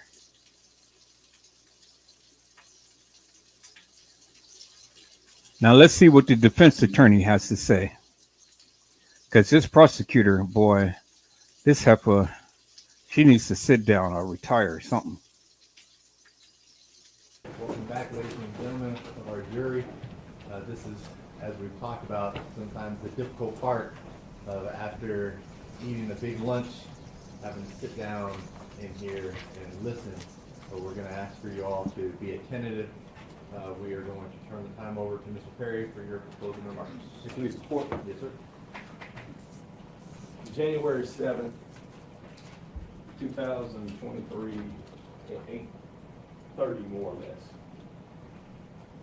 Tadarius Bean didn't know anything about Tyre Nichols. He didn't know anything about what Tyree Nichols had done. At that time, he didn't know anything about the fact that moments earlier, Tyree Nichols drove from 285 in Riverdale all the way to Ross in Rains while having blue lights cut on at first and then cut off because Memphis has a no chase policy. At 8:30, Tadarius Bean would not have known whether or not Tyree Nichols had a gun, whether or not he had a knife, whether or not he knew self-defense. He didn't know whether he had murdered anybody. He didn't know whether or not he had kidnapped somebody or carjacked somebody. Because those are the things that Tadarius Bean has to interact with on a nightly basis. Those are the types of arrests that he's made. At 8:30, Tadarius Bean was a passenger in a vehicle that had a person in handcuffs because they had a warrant. And he hears that a person has been tased and pepper sprayed and had gotten away from his fellow officer. That's all that Tadarius Bean knew. So at 8:30, on that same evening, while he's a passenger looking into the night for a suspect, not knowing what he had done or who he had done it to, he looks out the window and sees the person who meets that description. Tadarius Bean, after he saw that suspect and met that description, would have a fate that would intercept with somebody who, according to his mom, didn't have it all together. At 8:32, Tadarius Bean, not knowing anything about this man, did this.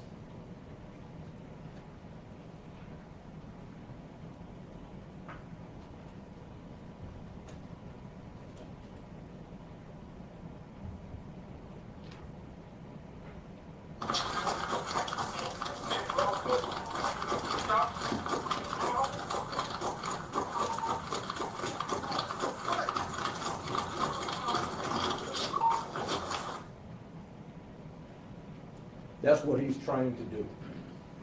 He sees a person that meets a description and he runs to get that person.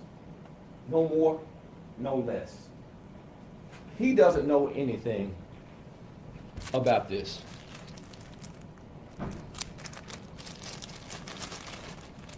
He doesn't know that this is in the man's car.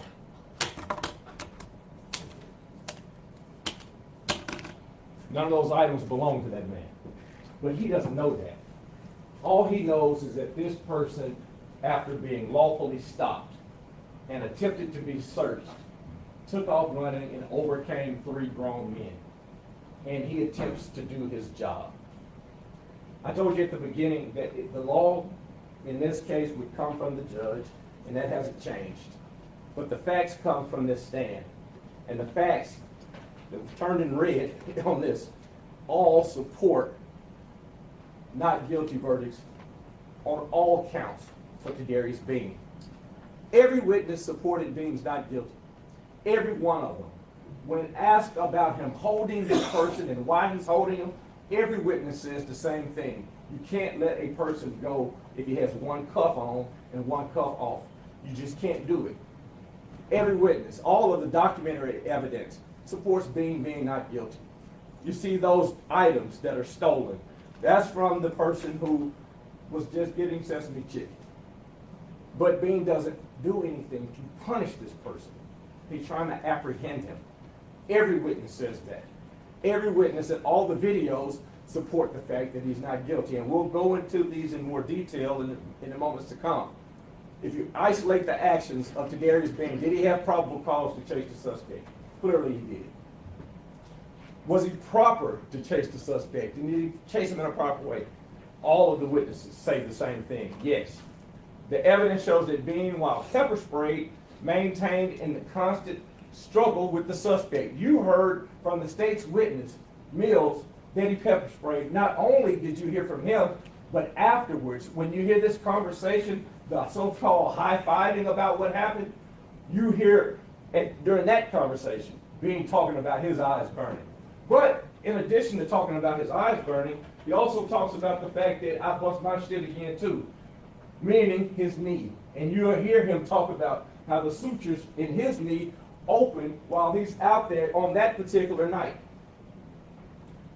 You'll hear that you heard rather, there's no direct proof of any kicks coming from Bean whatsoever.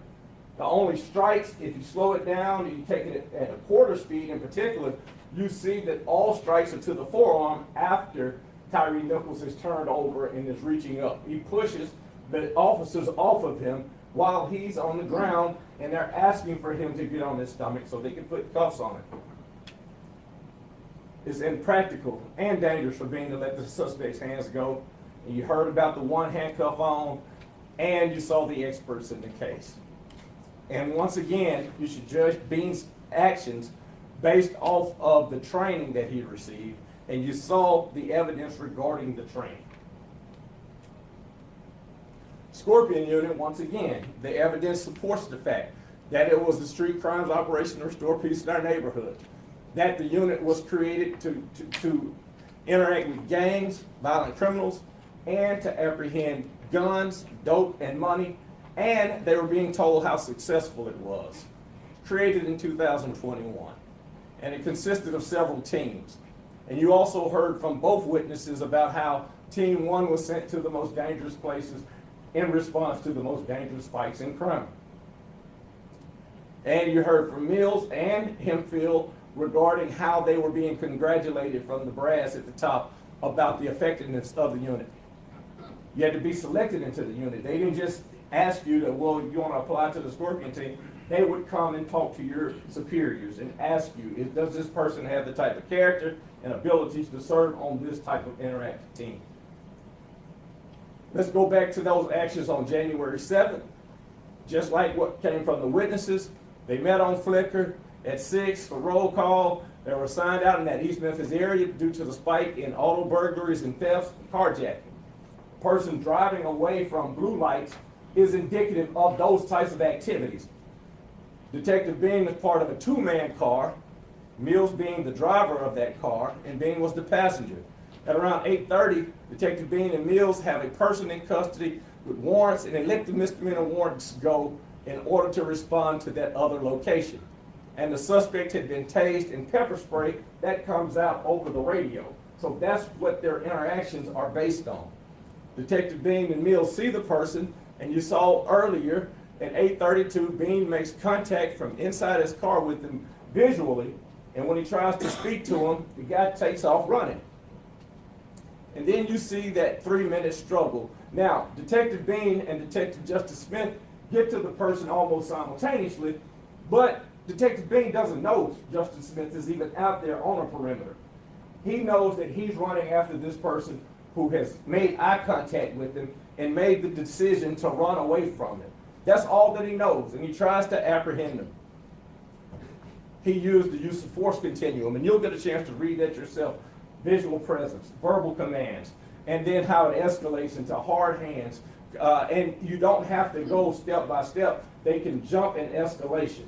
Use of pepper spray, the use of verbal judo, the use of hard hands slapping the person's wrist. None of those are out of the ordinary or anything wrong. Once the suspect was finally secured in handcuffs, and you look at the videos yourself, when handcuffs went on this person, nobody came up and got a kick, nobody came up and got an extra punch, nobody came up and shook him or did anything inappropriate to him. Once the handcuffs were on, the interaction was over. You get a chance to, when you're back there, review the policy that's been submitted as evidence. You heard from the experts regarding active and passive training, high-risk stops, the response to resistance within that policy, how hard hands and kicks and punches and slaps are a part of the hard hand apprehension process, and the use of force continuum. You heard about tunnel vision, non-lethal force, training in taser usage. The only person that had a taser on that team was Enfield at that time, and how the taser prongs, how the taser hit him. He says, you'll hear the videos, I hit the bastard. Now here, after being questioned, and as he used the term and I used it, browbeat, he says he didn't know for sure where they hit him. You judge by the video whether or not it looks like the taser's hit. It's that simple. You heard from, and I asked the question of the expert, Mr. Cameron, regarding ineffective force versus excessive, because he's written about it and he's presented about it. Ineffective, if you're looking from a sky cam, looks the same as excessive. It just does. If it's not working, it looks excessive. But when you look at the body-worn cameras, and you have to do it in order to appreciate what they're trying to do and what they're going through and trying to get the guy into custody, it's showing they're not trying to punish somebody on the side of the road because you got this person's ID, or you got this person, you were involved in a crime and we're just gonna beat the heck out of you. That's not what this was about. This was trying to get this man into handcuffs. Mr. Mills regrets using his aspartame, and I'm sure he regrets the verbiage that he used. I wanted him to testify, and he did so, about the time in which he changed his plea, because his initial statements was, it was by the book. He didn't have the access of the book and looking at it and all that stuff at the time. This was a mere day or two afterwards, and he talked about how he responded and how he acted. But after hours and hours with the Department of Justice, and somebody saying, well, it sounds like you're pissed off. Yeah, it does, all of a sudden change to, well, maybe I shouldn't have used the aspartame. But in fact, he used the aspartame verbatim the way that MPD teaches you. 3 strikes to the arms. Nobody's hit this man in the head with an aspartame or with any other instrument. He does not get struck with an aspartame anywhere but where they train you, between here and here. And you'll have the opportunity to go back and look at Mills' body-worn camera in order to assess that. And it's important that you do, because it tells the story as how they are moving away from the person, and he still hasn't come into compliance with their request. The use of the aspartame happens. The witnesses in the case, when doing the opening presentation, you don't really know exactly how much a person might be incentivized by the fact that if you're looking at life and you've negotiated down to no more than 15, etc., that might play a role in saying, well, you know what, I'm going to stretch the truth this far against them. But Mills was honest. He said that their use of force, according to him, when they're old enough, and when I asked him about it, can they let go to talk about somebody striking a person at that time? He said no. The danger is still there for the officers until the handcuffs, or the bracelets as they call them, are on the person. We talked about the fact that being, you'll have an instruction regarding character witnesses. Nobody refutes the fact that Bean has the type of character that he had, that he's by the book, that he won't go get a hamburger in an issued car if they say you can't get a hamburger in your issued car. The fact that the person who came in from Mr. Taylor from college said that, hey, even when there was a little money missing, this, that, or the other, he took it so seriously that he came and got me from across campus at the law school and said, how do I deal with this? Let's go to the bank. I want this done immediately. That's the type of person that he is. Then you hear from Mr. McKinney, the one who had the pepper spray. They were in the same class. I wanted him to talk to you about how the effect that it had on him. You'll see how it affected him. But he talked about Mr. Bean's character, that is stellar. You heard from his FTO trainer, or field training officer. He's one of his favorite persons that he has trained through the years, because you tell him one time how to do it, and that's how he's going to do it person. You're the experts. The state didn't produce an expert.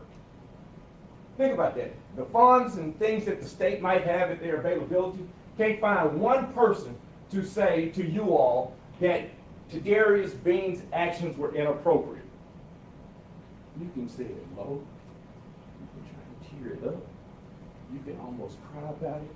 You can say he just wanted to get the good old cheek. But it does not change the fact that Tadarius Bean acted the way that he's supposed to act. The time for sympathies and stuff like that, I have the highest degree of respect for Ms. Wells. I didn't ask her a question. She lost her son. I understand that. Any mother who loses a son, obviously, would have pain.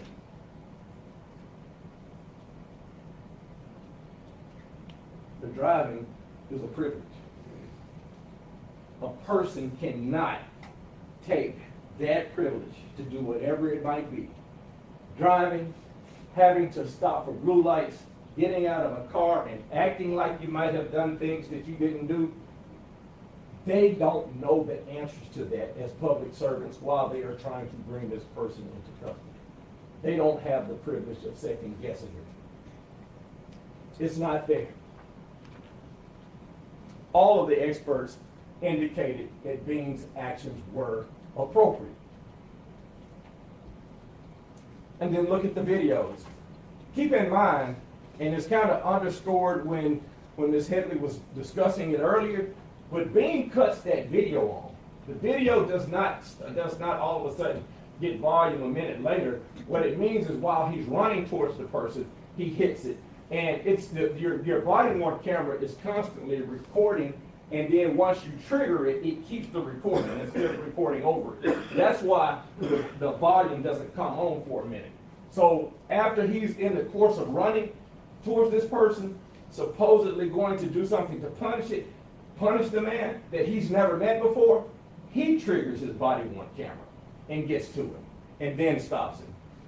But that's his body-worn camera that you hear her discuss about the sounds and things like that. It comes off because Tadarius Bean, while he's trying to arrest Mr. Nichols, is in that scuffle where Mr. Nichols is constantly reaching up and knocks it off. But that's his triggered body-worn camera. The officers were aware, and you heard Mr. Mills say, well, I didn't know it for days later. There's no testimony whatsoever as to what Tadarius Bean would have known as he's running towards the person and they pass this blinking blue light. They know that there's an overhead there. That's no surprise to them. Now, as far as the person who was there and he's been talking about the hours that they've spent in front of Department of Justice, then it might change to a shock me moment. Yeah, that was the first time I knew about it. But there's been no testimony as to whether or not Tadarius Bean knew that there was a recording. What we do know is that he recorded himself because he hit that button. And you got to consider the distance and the angle of that pole camera. Next one. This is an isolation of the punches that we're talking about, and it's taken from the Sky camera, the Skycop camera time. And so it just outlines the force that's used. The red lines at the top, you got two different kicks. You can't tell whether they land, and Ms. Headley talked about a thud on a camera, from the sound of a camera.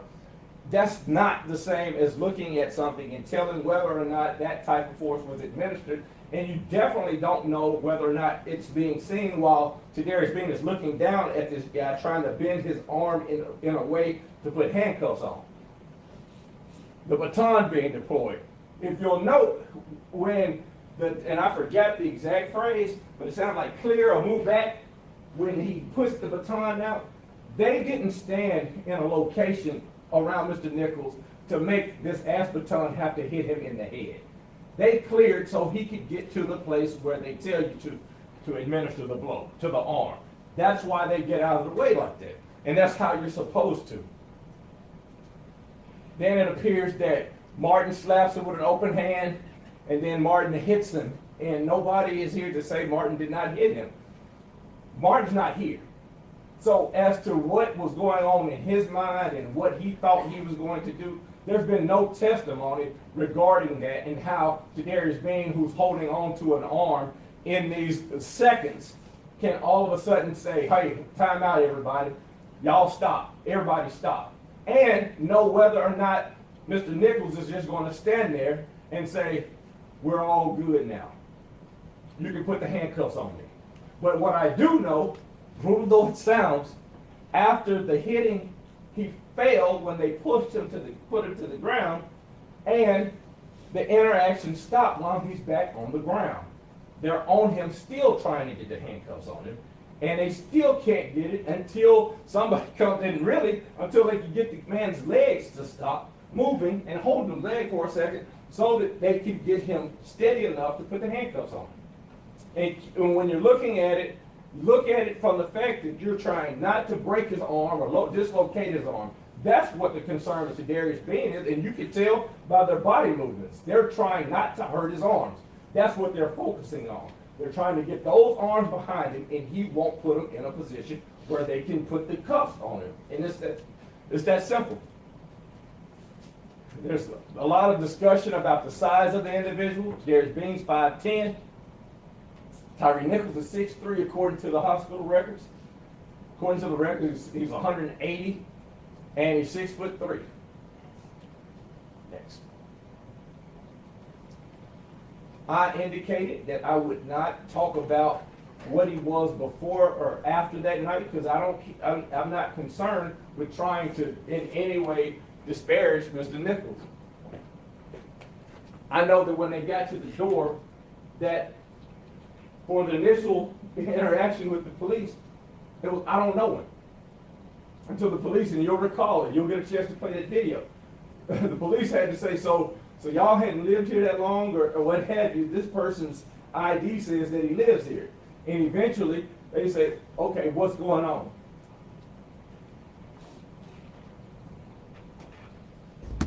They don't know what all he's into. But there definitely had to have been something that this person said, I don't know.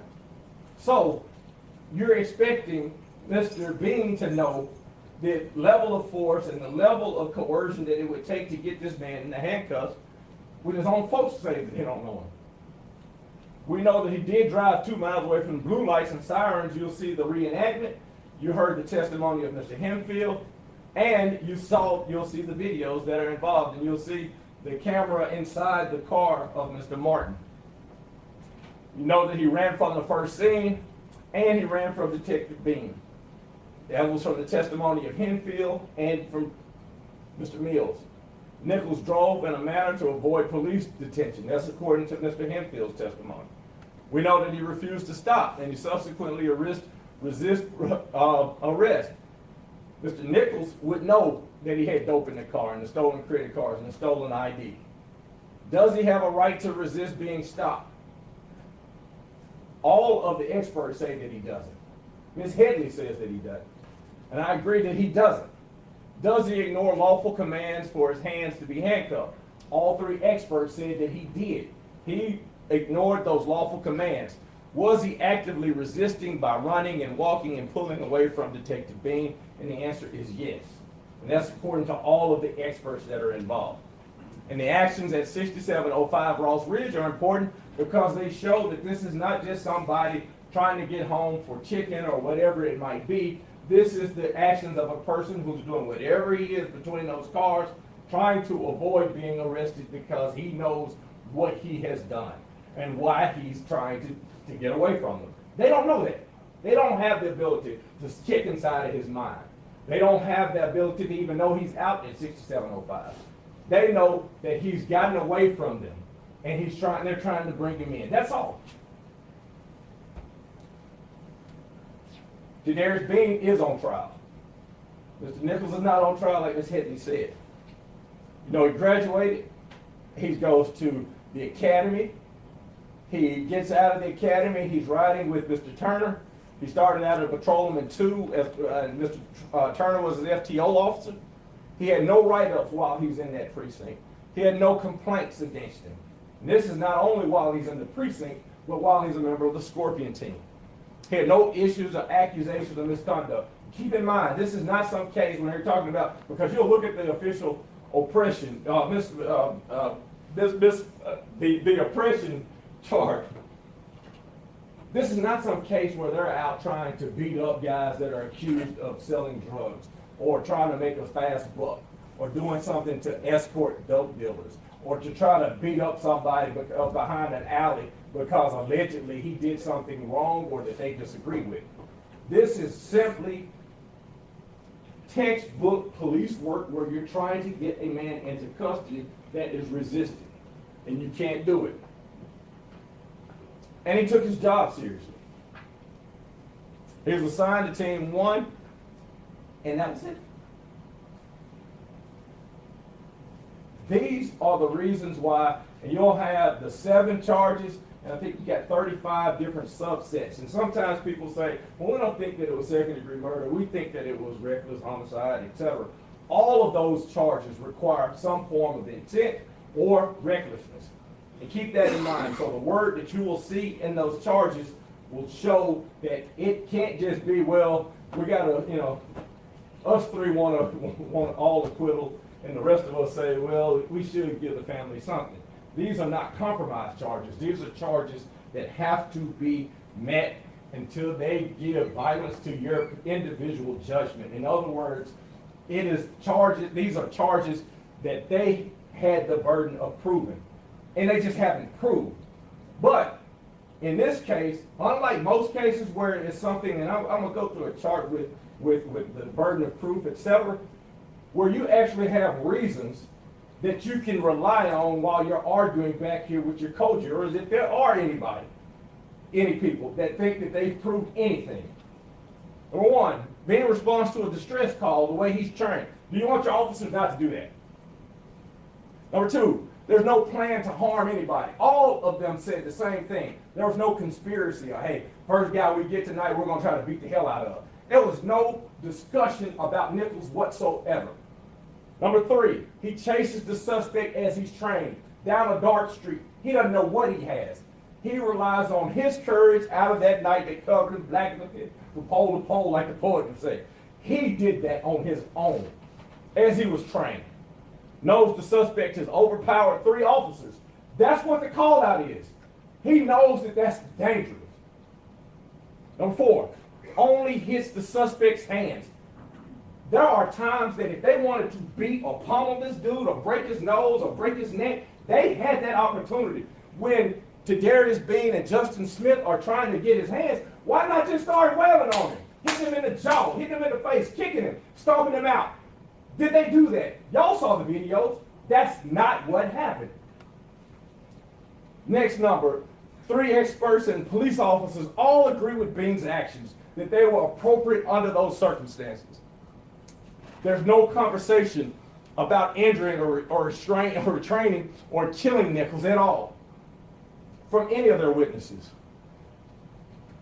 Bean manually and intentionally activates his body-worn camera. So to do all of these 7 things that they're saying that they're accusing him of doing, he wanted to record it. So in addition to being this great guy and everything that they make fun of, he's an idiot. He wants to record himself create these or commit these criminal acts according to them. Bean acknowledged Nichols' strength. You hear the conversations after. These high-five conversations, which is this. He's the hardest dude that we've had to arrest. And I'm going to, excuse my French, and I'm going to just try to talk to y'all plain and forgive me. And if anybody walks to me or whatever, that I apologize for the cussing. But they are out there wondering, to use her words, what the fuck is going on? When Ron Will said she had to look at her son, she wanted to know what the fuck was going on. They wanted to know it. That's what they're saying back behind the truck. Man, he's high as fuck. God damn.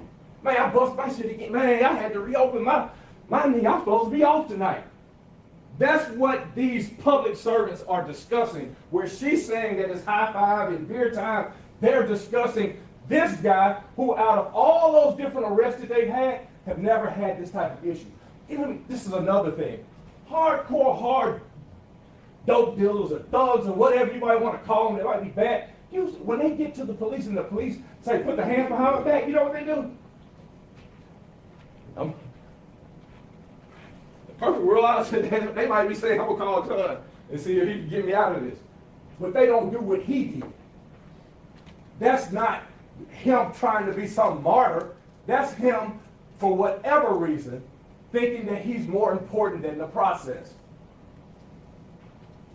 Being observed, Nichols ignored these lawful commands. So while they're saying, hey, I'm going to be altruistic and say, we need to stop trying to hit him, he's supposed to overcome his own emotion, trying to get this guy into custody, his own adrenaline, his own fatigue, and be able to say, man, his own eyes burning, and say, hey, y'all, you can't hit, don't hit. Because I think there's some human factors that one of the experts talked about, Mr. Zwicky. Bean observed Nichols gather his legs up. Remember when he's on the ground and they seemingly would have come into some compliance under, you heard Mr. Mills talk about what the aspartame does. What's his response to it? He still stands up and tries to walk off. Now, in this instance, in this case, because of the case and all that stuff, is, you know, he can try to run because he's scared of these officers. Does that make sense? Ask yourselves when y'all are discussing it. He's just so scared that he wants to stand up and walk off from these officers as opposed to turning over, putting his hand behind his back, and allowing the cuffs to go on. Witnesses testified that Bean is by the book. No prior instances like we talked about before. Nichols was motivated to flee and fight. He's got dope, stolen credit cards, and stolen IDs. That's a motivation for him to act like he did. Once the handcuffs were on, who struck him again? Who kicked him? Who talked bad to him? Not a single person once the handcuffs were on. There's no DNA evidence regarding Bean whatsoever.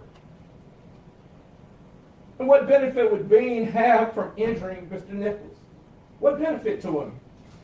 There's nothing here that indicates that he would have gotten any sort of thrill out of it or any sort of money gain, nothing. And so when you look at these 20-some odd reasons, think about this one also. Think about the video of 6705 Ross Ridge, where Nichols is not yelling for neighbors to come help him or not running his tail off to get to home and all of that. He's ducking and dodging between cars. And you heard the testimony from Mr. Baker that nobody ever went out there to see if there was anybody else's credit cards or anybody or any items that would help you break into a car and steal these credit cards. Nobody ever searches or does anything regarding that because the focus was on how it looked and the possible public outcry. That's what the focus was on. And the investigation from the gate was biased. It wasn't any focus about both sides of it. It was all the rumors and innuendos that might be out there about what these guys might have wanted to do and all this type of stuff, but nothing about how difficult it was to bring this guy into custody.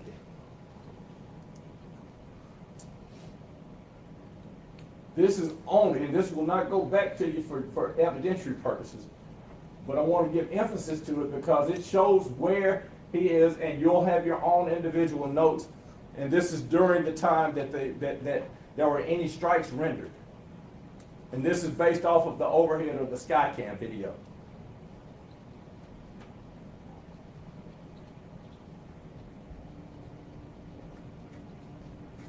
Time that the pepper spray goes all these different ways.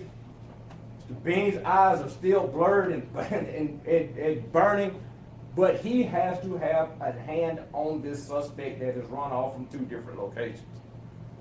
And he does that. And that's at 20, 33, and 57.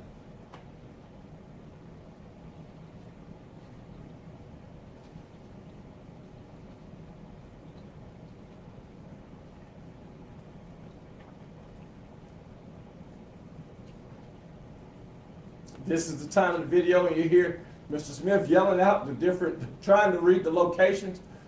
Bean is still with his hands on the person. He's not looking at Martin or what Martin's about to do or can do. His focus is down, and you look at where his head is, it's down. And that's at 20, 34, and 12 seconds.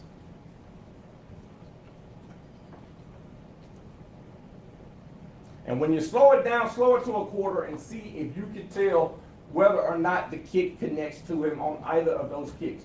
Y'all do it back there. You have the ability, it's the evidence that you got to weigh. But look at it for those purposes as well.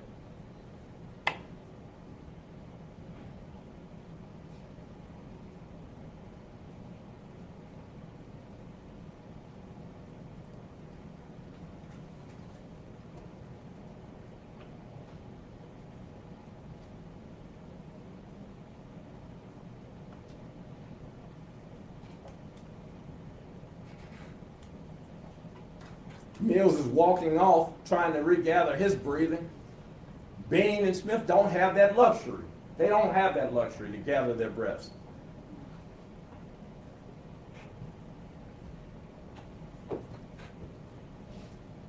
And all this time, could have turned on his stomach and got the handcuffs behind his back and just doesn't do it. This is when the first blow from the baton. You'll see the one hand is gathered by Mr. Bean, and he's holding it as the other is attempting to put the handcuff on.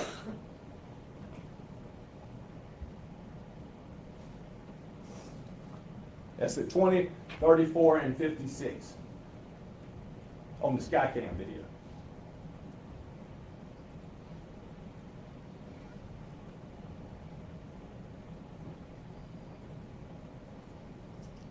This is the second blow from the baton.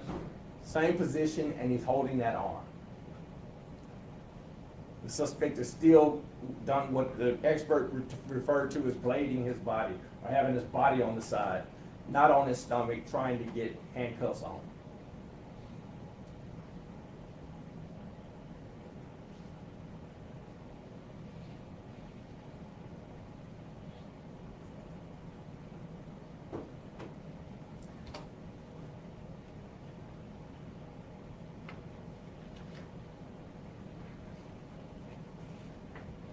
Mr. Nichols stands up on his own, and they don't have the luxury of saying, hey, let's just let him walk on so he can go up the street. They don't know where he lives.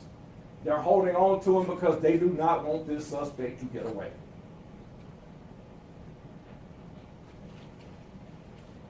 When you're at 20:35:08, analysts on the jury and people that are athletic and understand center of gravity, look at how he's pulling when you look at the video and you're isolated at that time.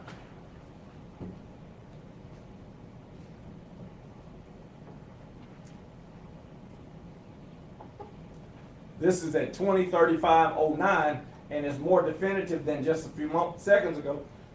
You will see his center of gravity, Mr. Bean's center of gravity, 20:35:09, where he's actively pulling the man away.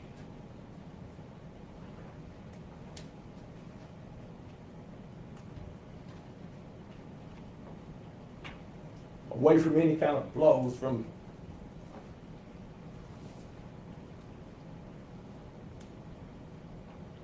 this is where center of gravity gets lowest. And imagine that you're pulling somebody like this and they got the strength to not go with your pull.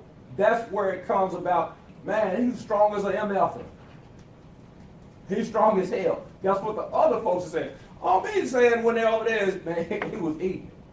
That's what they are offended by. The fact that after dealing with all of this, they say, you know, a person takes pepper spray, punches, etc. Man, he just was eating that stuff because it looked like he was high to them.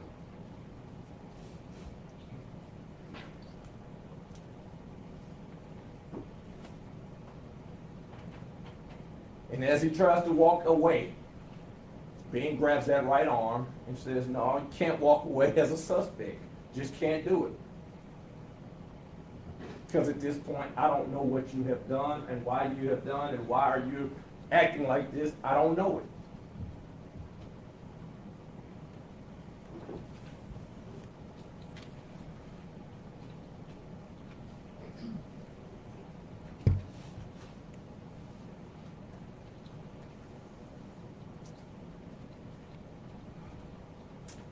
That's it.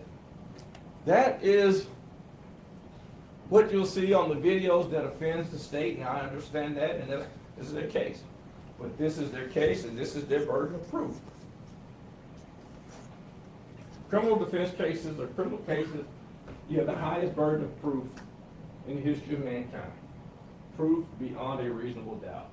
It's not a standard where you're across the street and trying to get custody, or if you're trying to get money on a case where a preponderance of the evidence, etc. Proof beyond a reasonable doubt. This case, more than any that I've ever had, is not only in this gray area, blue area, it's not in here where it would be not guilty. It's down here, proven not guilty. He videotaped himself. But you got the witnesses. We deal with Mills. Mills is the first witness that they called. That was a fact witness. No plan, no plot, no conspiracy, no knowledge of what Bean was doing, or what Nichols was doing, I'm sorry. You don't have Bean in the car mad, talking about, man, I don't want to be on work tonight. I'm sick of this stuff. I'm sick of the city. I'm sick of the problems that they put us on the front line to deal with. None of that. Just a regular night. They're going about their job. Mills did not testify that Bean used excessive force. To the contrary, he said that his force was appropriate. Hempfield, same thing. I've never seen Bean use excessive force. I've never heard him talk about any kind of street tax. I've never seen him upset. He was a good, quiet officer that minded his business and did his work. That's their testimony. Hempfield had the ability to make up stuff or what have you. He said, you know, and everybody doesn't have people that are in the upper echelons of the police department to tell them. But he wasn't going to kowtow to what the Department of Justice said. He stuck with his story. This is what happened. I wasn't on that second scene, but I know what he was like on the first scene. I know how strong he was. I know he wasn't doing what we asked him to do. I know he was speeding. I know he was changing lanes inappropriately. I know that we followed him 2.5 miles to another location after he thought we had turned off. He stuck with his guns. He ain't facing that type of stuff. So he's smarter than the situation. But he testified favorably regarding Tadarius Bean. So Mackey testified they were all sworn officers. So these aren't a group of guys that's just out here jumping out of cars and trying to fight somebody or do something wrong to somebody or a vigilante crew. These are sworn police officers. Mackey, proven not guilty. Robert Long. I don't want to downplay what Robert Long said, but as it relates to Tadarius Bean, he didn't interfere with any of the assistance given. You see him lifting this guy up, and he was exhausted. And if you don't think he's exhausted after running that many yards to get somebody, count the steps. I counted 93 steps. 93 steps with 40 pounds of ammunition on and a duty belt. You think that that's just a fun night that we want to go out and terrorize somebody? But Robert Long said he wasn't a hindrance. He wasn't in the way. Did what he was supposed to do. Testified favorably for Tadarius Bean. Greg Turner. He's my favorite, that's his word, trainee. He was studious. I told him what to do one time. I didn't have to tell him again.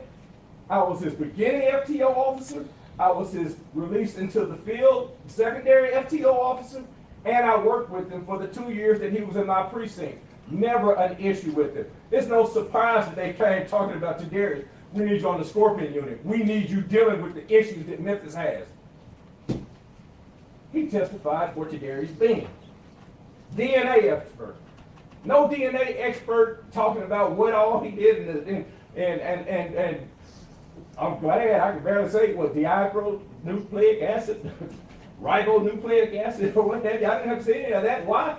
Because there's no evidence regarding Tadarius Bean. Proven not guilty. Kevion Taylor, I'm jumping back to a character witness. Knew him in college. Knew him at a time that, you know, you might want to get it together. He wasn't 29 years old, he's 20. But he had it together. He had his act together. In college. That's a character person. That's not somebody out playing games at night. That's a character person that has what it takes to have been a sworn MPD officer that wants to work and get home at night. Proven not guilty. Marco Ross.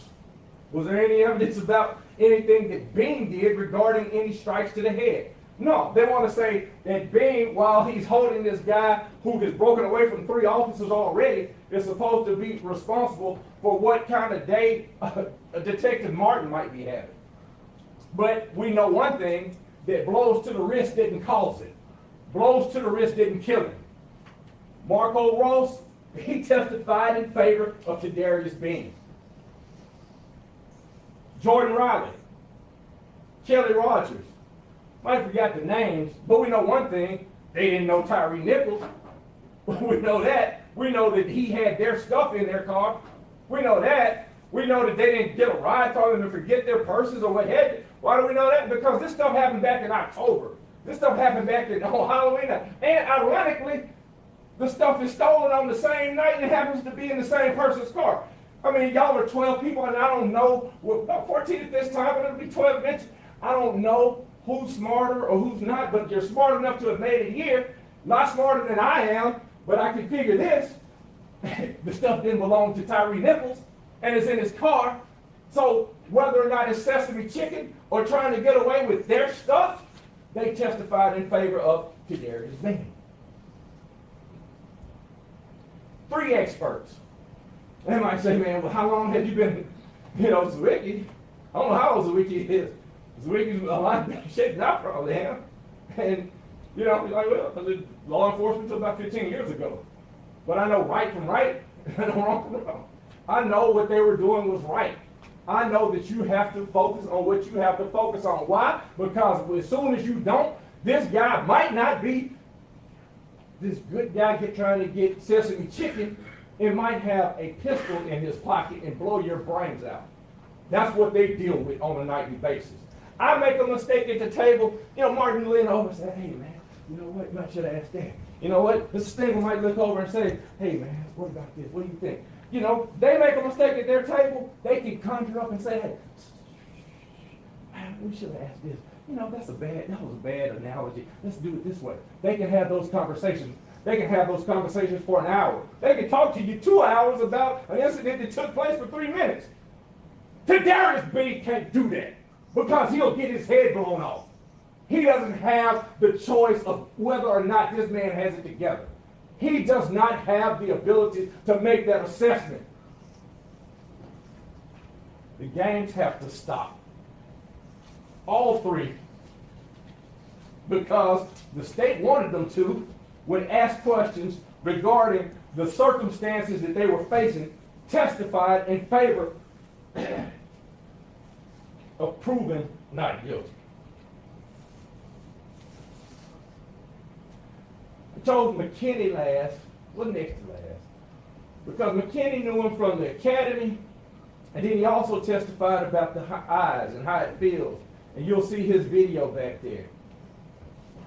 But he testified about that situation. Johnny Major said, character is when nobody knows what you're doing. Character is what you do when the lights are off. Character is what you do when ain't nobody else watching. That's what character is. Wasn't nobody watching that car when he said, hey man, come get me and run me a mile up the road. That's character. That is a person who has a fiber in him that nobody else can define for him. So when the New York Times dude called me and said, hey, I want to do a story on the parents to see what they think about their thing, you know what I can say to them? I can say, hey man, if I'm his parent, I'm jumping up and down with pride that my guy could get out of a car and running after somebody who he knows nothing about, because that's what he's sworn to do. I'm not answering the door and saying, hey, does Tyree Nichols live here? No. And these are good people now. These are good people. Good neighborhood. Solid stepdad. Solid man. Help his son get a job. Works with his son. I don't know him. I don't want his problems here. I don't know him. You think about that. Police knock at your door about children. I don't know the man. I'm sorry. I got to do it. I'm petty. If her son wasn't together at 29 years old and he's out on the street and he's running from where the police are, if he's running from them, I'm sorry. If he doesn't have it together, and he should have it together, I apologize to her. She's a good woman. Cussing don't bother me, because I'd be cussing about my son if he's dead. That don't bother me. But I know one thing. He didn't have it together. Kadarius Bean had it together. She testified for not guilty. She testified not guilty. So this is where we are. I don't know how much time I got left, but I'm about to beg because I don't have a vote. I don't have the ability to stand back there and to say what's right, what's wrong, or anything. I spent 5 days in your city, and I respect you guys for coming down here and being willing not to make up some story about not wanting to do it and overcoming whatever it is that is an imposition in your lives, because you got lives that you could be at home dealing with what you do. John Sr., my dad, taught me not to be jealous. Not to be jealous. Don't go to somebody's house and come here talking about, man, I wish we had that TV. Yada, yada, yada. I couldn't do that. Not around him. He wanted me to have the type of character that various being has. But I got to be frank with you. When I did my Monday morning and Tuesday morning and Wednesday morning, I would walk around that square where the aquatic center is. And when they're setting up the festival on that Friday morning, I don't even know what the name of the festival is. I got jealous. That city's right. That city's right. Now, this city has some good leaders. And this city has some leaders that I love. And there's some leaders that I love that are on the opposite side of what they think might have happened out there on that scene. I respect that. I got to respect that. But I also got to respect the fact that in this particular case, you got 5 guys that are doing their damnedest to get home. I got one that I represent, that I am at the proudest moment of my life to represent him, because he did what I don't know if I would have the courage to do. He got out of the car and he grabbed a guy that he thought had done something wrong. That he had done it all these other times and it wasn't a problem. But on this particular night, because of how he looks afterwards, after this man had 56 times that they asked him for his hands and refused to do it, because of that public outcry, or whatever it might be, he's got to sit here in front of you all. He has to have put his life in the balance, and it's in your hands. So you got all these different subsets, and while you look at those different subsets, I challenge each one of you that at the end of it to discuss it, because the judge says, hey, you got to read all that stuff, and you're supposed to read it, and it is respectful to read it. But it should be just as easy as he did to jump out that car on each one, not guilty. And I had to jump in here for one moment, people, because I must say, this guy is very effective in what he is doing. Because the one thing he didn't do was to keep referencing the video over and over and over again.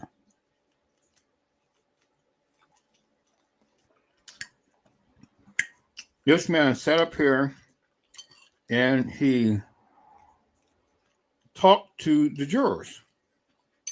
He humanized Tiberius Bean. He didn't demonize him, he humanized him. He made him a human. And then keep going back to the video to try to inflame the jurors. He talked to them people. And he said, this is what they were trying to do. And they did it. Simple. This is what they were trying to do. And they did it.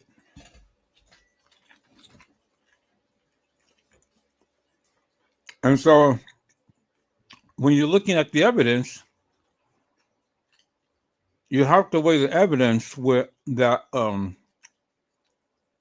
what their policies and procedures are. And if this man violated the policies and procedures, then the experts would have said so. But obviously, the experts didn't say so. The experts had spoken in his defense, in his behalf. And I must say, people, you know, he made a very compelling argument. Very compelling. I mean, you know, if it was me sitting on a jury and listening to him, I still would have convicted him, but I still would have, you know, wait heavenly what he said. But although he is saying what he's saying, and I get it, and I'm just only speaking of me in my eyes. I get it. But at the end of the day, peoples, it doesn't take 5 people to beat a man down into submission. Just in the case of Rodney King. But in this case, there were black on black crime. 5 people to break a person down. And my thing was, they had every ample opportunity to strap him down, to check him for any weapons or anything, instead of beating him down.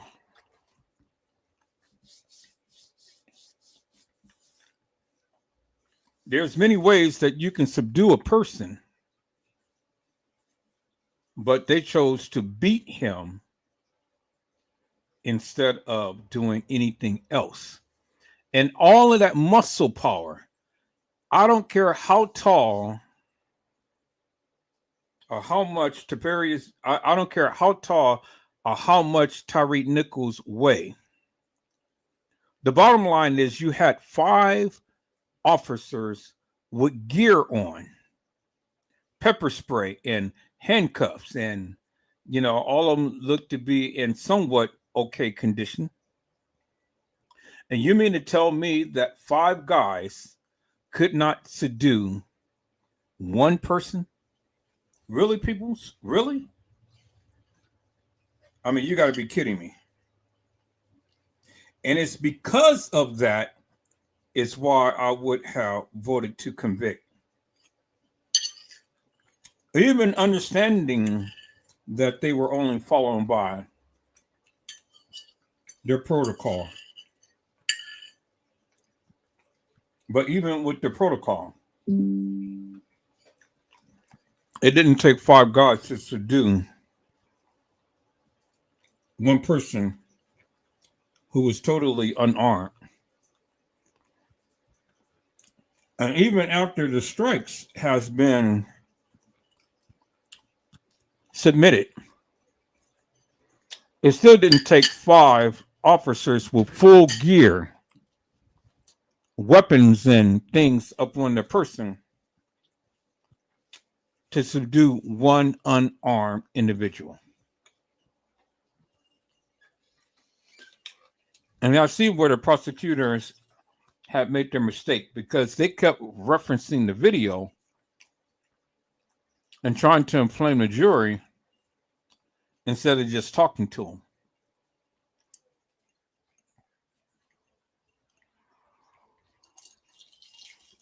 And this is how the Diddy's case is going to be, people.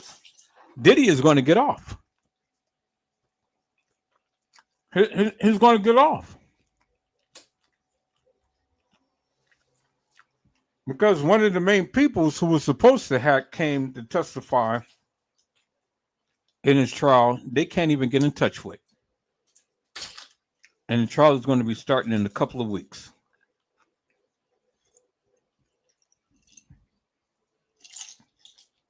After jury selection. Incredible. But that's what it is. And so, although this person right here,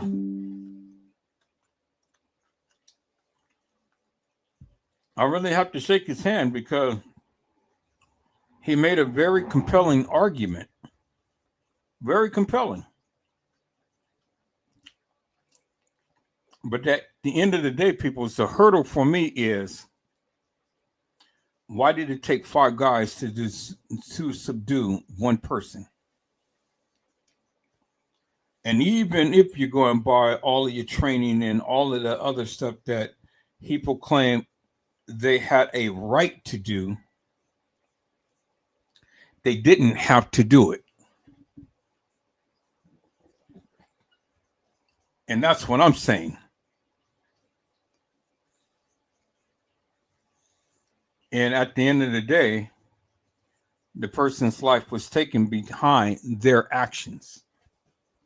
And so would they be convicted of murder, involuntary manslaughter, something, not just totally exonerated just because this is what their policy says? That doesn't fly with me. But I wasn't on the jury. And the jury has spoken, and I have to accept what the jury had said, peoples, because the jury have spoken, not Edward Joseph. And that's what the jury had said. And they have the final word.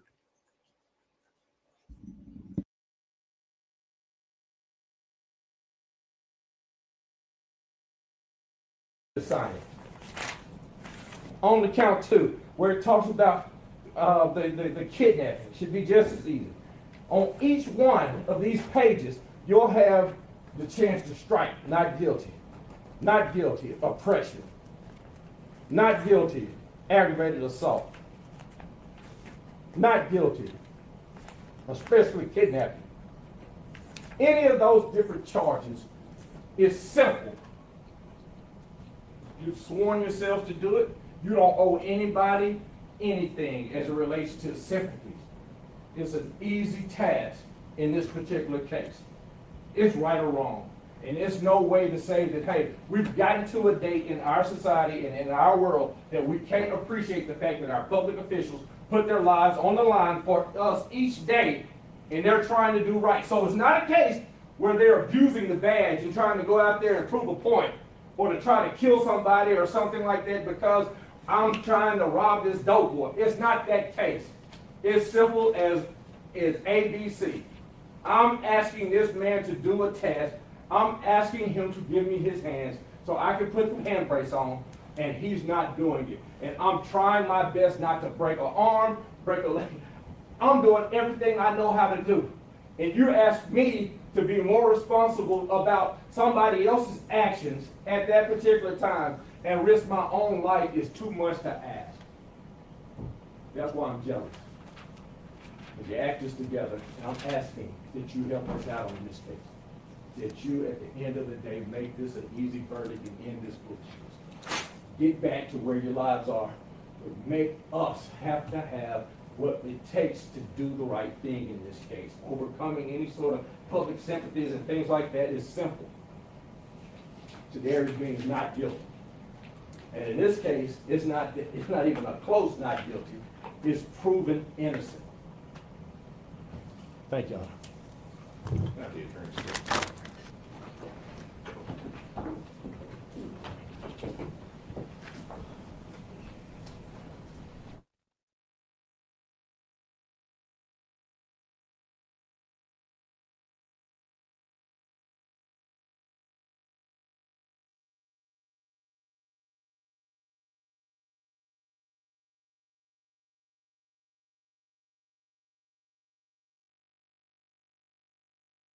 And that, peoples, is the image that I want to leave you on tonight with this live.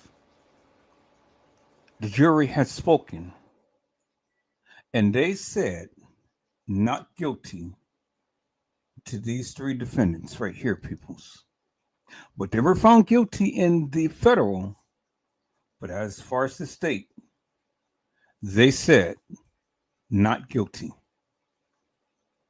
Now, I don't necessarily have to agree with it, but I have to accept the verdict as to what the jury had stated. They said, not Edward Joseph, they said not guilty on all charges. Peoples, I hope I had said something to encourage your hearts upon tonight. Tune in again next time to an Edward Joseph Let's Talk Live, Edward Joseph Kitchen, Edward Joseph Gospel Hour, Edward Joseph's Blessings Giveaway. 2025 will come to you with something wonderful. I love you with the love of Christ, and there's absolutely nothing you can do about it. Peoples, mask up and be safe. And again, peoples, it wasn't my verdict, it was the state's verdict. The people that lives there. And they said that they were not guilty on all charges. God bless you all. Thank you for watching.